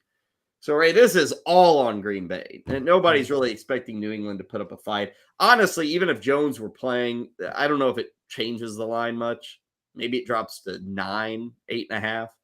I see this line. This could be double digits by the time we get to Sunday. And once it's confirmed that Jones isn't playing, it probably leaps to double digits. That's why my favorite prop, Ray, Green Bay to win by 13 to 18 points. Okay, going for that band. What are the odds on this one? Plus 400. Okay. Pretty good. That's a 2-touchdown win. At Lambeau against an offense that's no good. Well, I shouldn't say no good. Offense that is stuttering, trying to find its footing. But plus 400. It's one of those ways, Ray, like you can't get any money on a favorite this big unless you go that route of saying they're going to win by this amount of money or this amount of deficit. So I'm going 13 to 18 at plus 400. What's your prop here? My prop, and I know we talked about this earlier, and to reiterate it, Alvin Lazard has 7 touchdowns in 7 games and 10 touchdowns in 12 games. But I'm not going touchdowns with him. I'm actually going with yards. Minus 115 to go over 36.5 yards. Come on, that man. Seemed low. I saw that same number. It seemed really low. It's like, come on, man. Can he catch 4 or 5 passes? Yeah, come on. Now, maybe it's 21-3 after 2 quarters and they just give it to the running backs all game. Maybe. Okay. But 36.5 yards for that guy, I'm taking it. Yeah. Well, and on the other side there, my player to watch, Ray, is Romeo Doubs. This is a critical game for his fantasy futures because everybody picked him up. And again, everybody likes to play that guy. They're probably not going to see anything on the New England side that scares them off from him. So I think a lot of people are rolling with Doubs. Now, if he continues what we saw last week, everybody's going to start him the next week. And then we'll see the ball rolling and we'll see where it goes. If he has a bit of a dud or Doubs effort, and it's 2 catches for 17 yards, you have a lot of angry people. And actually, we're going to be right back to where we were like 2-3 weeks ago. And I actually lean more towards that side, Ray, than I do the side of, hey, Doubs just keeps rolling and racking up the points and the targets and the yardage and all that stuff. I think this won't be one of those just take off and easy liftoffs for Romeo Doubs. He's the guy to watch this week. I'm not expecting a ton from him this week. Yeah, and the questions continue to come in. On Twitter, you can follow me at the Ray Flowers. I actually posted a link at that hour 32-minute mark for Romeo Doubs. You can find it in my feed there if you don't have the on-demand service here at the channel. Because we had a 6-7 minute discussion about Romeo Doubs and what our expectations were this season. People are still pretty much all in at this point. The hysteria hasn't died down much since the game was completed this weekend. Yeah, well, it's driven by being with Aaron Rodgers, right? Sure. I will remind everybody, we've been here with Marquez Valdez-Scantling. We've been here with Lazard over a number of years. A lot of these guys have come and gone, through the woodworks. Kumro, I mean, that guy even had a moment in the sun with the Packers. Who's your guy to watch for this game with the Patriots? I'm going with Ramondre Stevenson. And, we've joked about the fact that, we've both been out on, Patriots tight ends in general because it's always unclear what's going to happen. And then I feel like I'm always pushing Damian Harris, who scores touchdowns every game, on people. But, Ramondre Stevenson, he's got a nice overall game. There were a lot of positive thoughts about him coming into the season. The season started slowly for him. But if you look at the touches, he's touched the ball double digits each week. He touched the ball 16 times last game out. He played nearly 2/3 of the snaps the last 2 games. So I'm interested to see if his role plateaus here, if it grows a little bit, if he's more involved as a pass catcher. Ramondre Stevenson. This backfield has been radioactive to me for years, but the bonus this year is it's 2 guys. Mm-hmm. That's it. Seen other years where it's 3, 4, sometimes 5 guys. This year it's 2. So now the Patriots backfield has become a lot like everybody else in the NFL. My fade is Devontae Parker, Ray, and obviously that has to do with the quarterback, but it also has a lot to do with Devontae Parker. It's like, I don't need one game, and now Devontae Parker has erased the previous 5 years of his NFL history. He's got that 1 year that was dynamite. Other than that, it's huge inconsistencies. It's injuries, it's disappearance acts, it's taking off and scoring big. Last week was great. Big effort for Parker. Totally fading him this week. Wouldn't be in my starting lineup. Devontae Parker's my guy too for multiple reasons. I'll just list them quickly. I agree with what you said. Number 2, you don't want to be chasing points. Number 3, realize it happened with Jacoby Myers on the sideline last week. And number 4, the uncertainty at the quarterback position. Don't chase the points this week with Devontae Parker. 2.5 is where I'm going on the watchability. You? I'm going 3. A little bit higher. Okay. 3. Just like Lambeau Field. I love it. Let's take a time out here. Last one of the day. Got one more Dukes in. We'll get you another game. I think we're going to talk about the Peterson Bowl. Remember, this is the game where they're going to build the statue for Doug Peterson, not only in Philly, but also in Jacksonville. Actually, the statue's at the end of the year. We don't get a statue for beating the Eagles on the road. But we shall see if what we saw last week from the Jags has any carryover against Philadelphia. So Ray and I are going to break that one down. And we started the show talking about Aaron Judge and like the ball and how much it's worth and everything, like that home run. How about tickets to the game? This weekend in New York City, next week in Arlington, Texas. I was checking out some numbers at StubHub earlier this morning. We'll tell you how much it might cost, not to get the ball, but to witness history, right? Everybody wants to witness history. Talk about that next, right here on the Bettor Sports Network.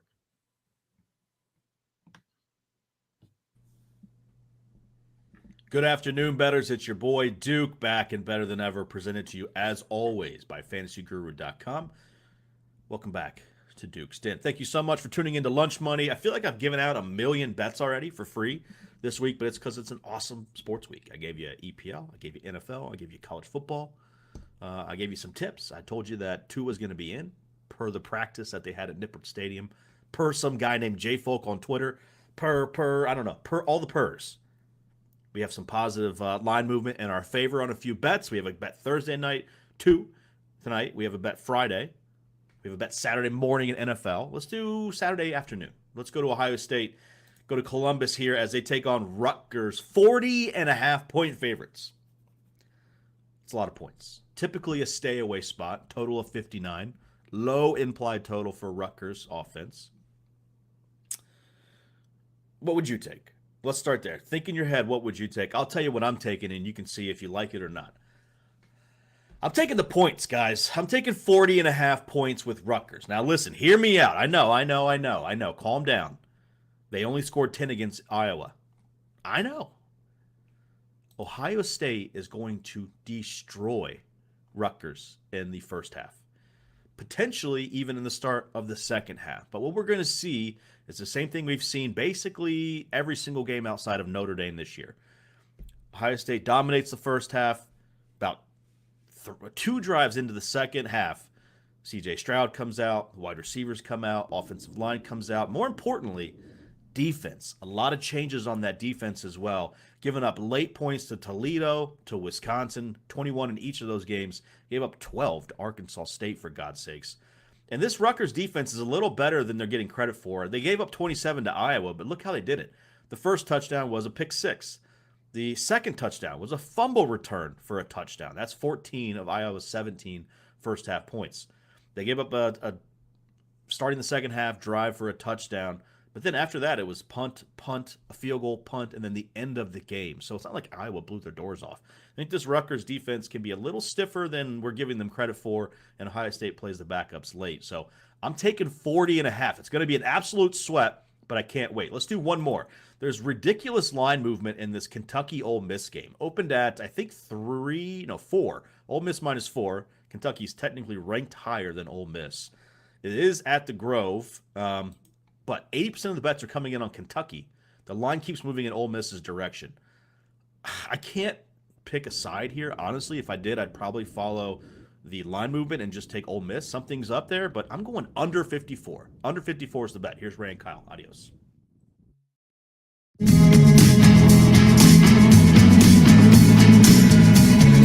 It's always lunchtime here. Now back to Kyle Elfrink and Ray Flowers. Little taste of college football from our man Duke there, getting you set for Saturday. Tomorrow here on Lunch Money, Matt Bruning is going to join us, get you set for the week 5 of the college football season. We'll tell you about the matchups that matter. And that leads you into Saturday morning, where we've got college football coverage all morning on Saturday up to those 12 o'clock kickoffs. I want to remind you, too, on Sundays during the NFL season, wall-to-wall action right here on the Bettor Sports Network. In fact, we'll start at 9 a.m. Eastern, take you all the way through the games. It's the Bettor Zone right here on the Bettor Sports Network.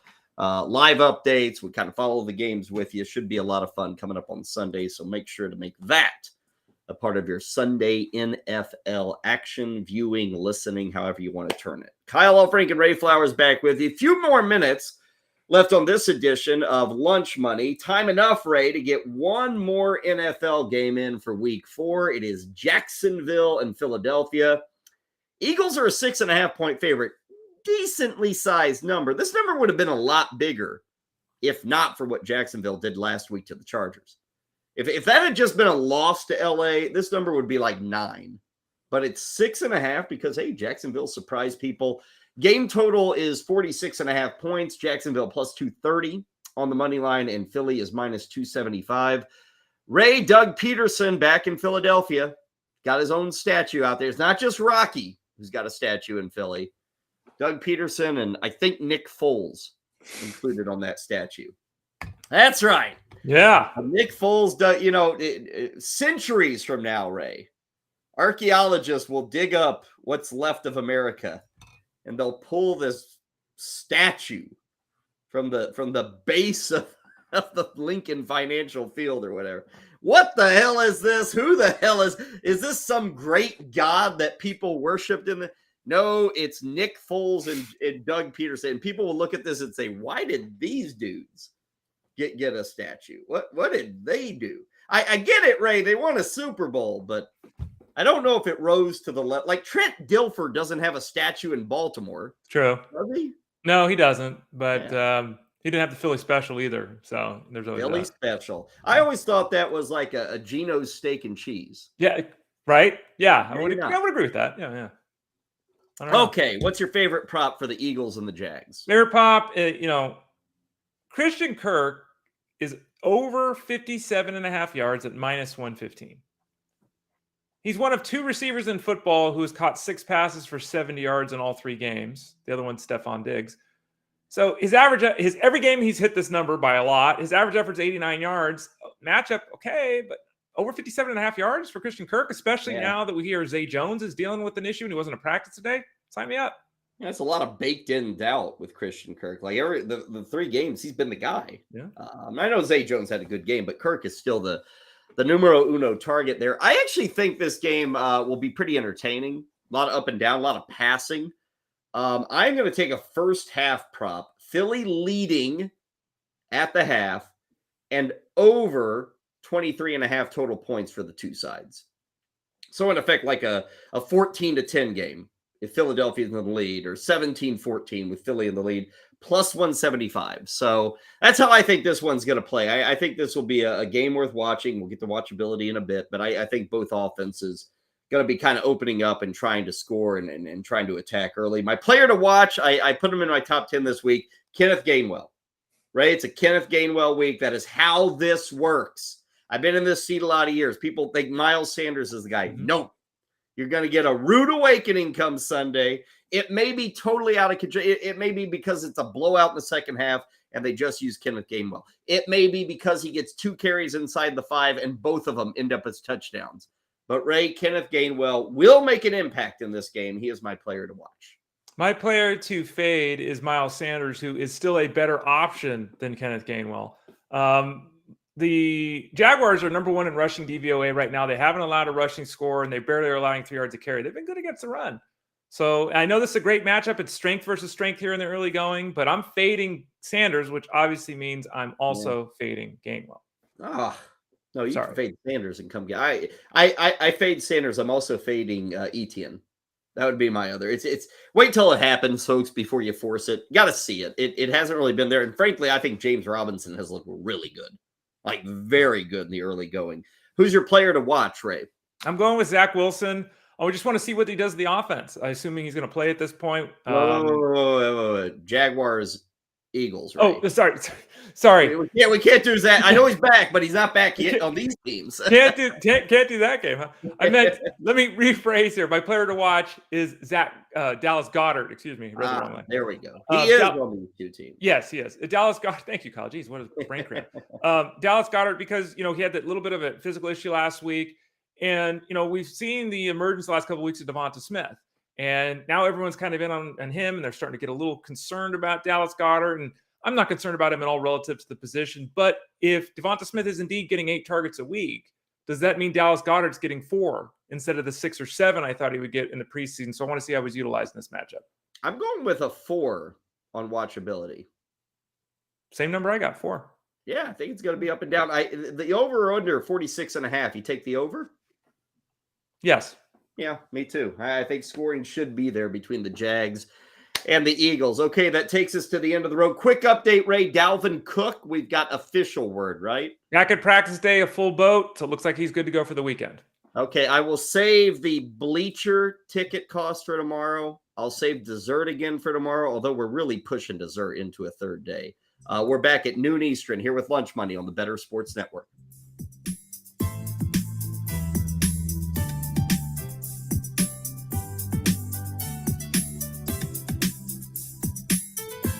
Make bets and follow your fantasy team while you buy, sell, and trade collectibles in real time.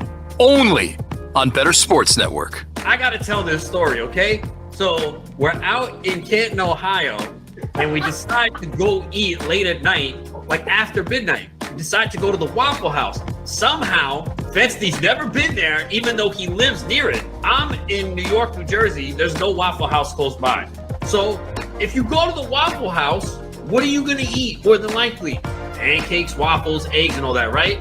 So, of course, our guy Rich, he gets breakfast. I get breakfast.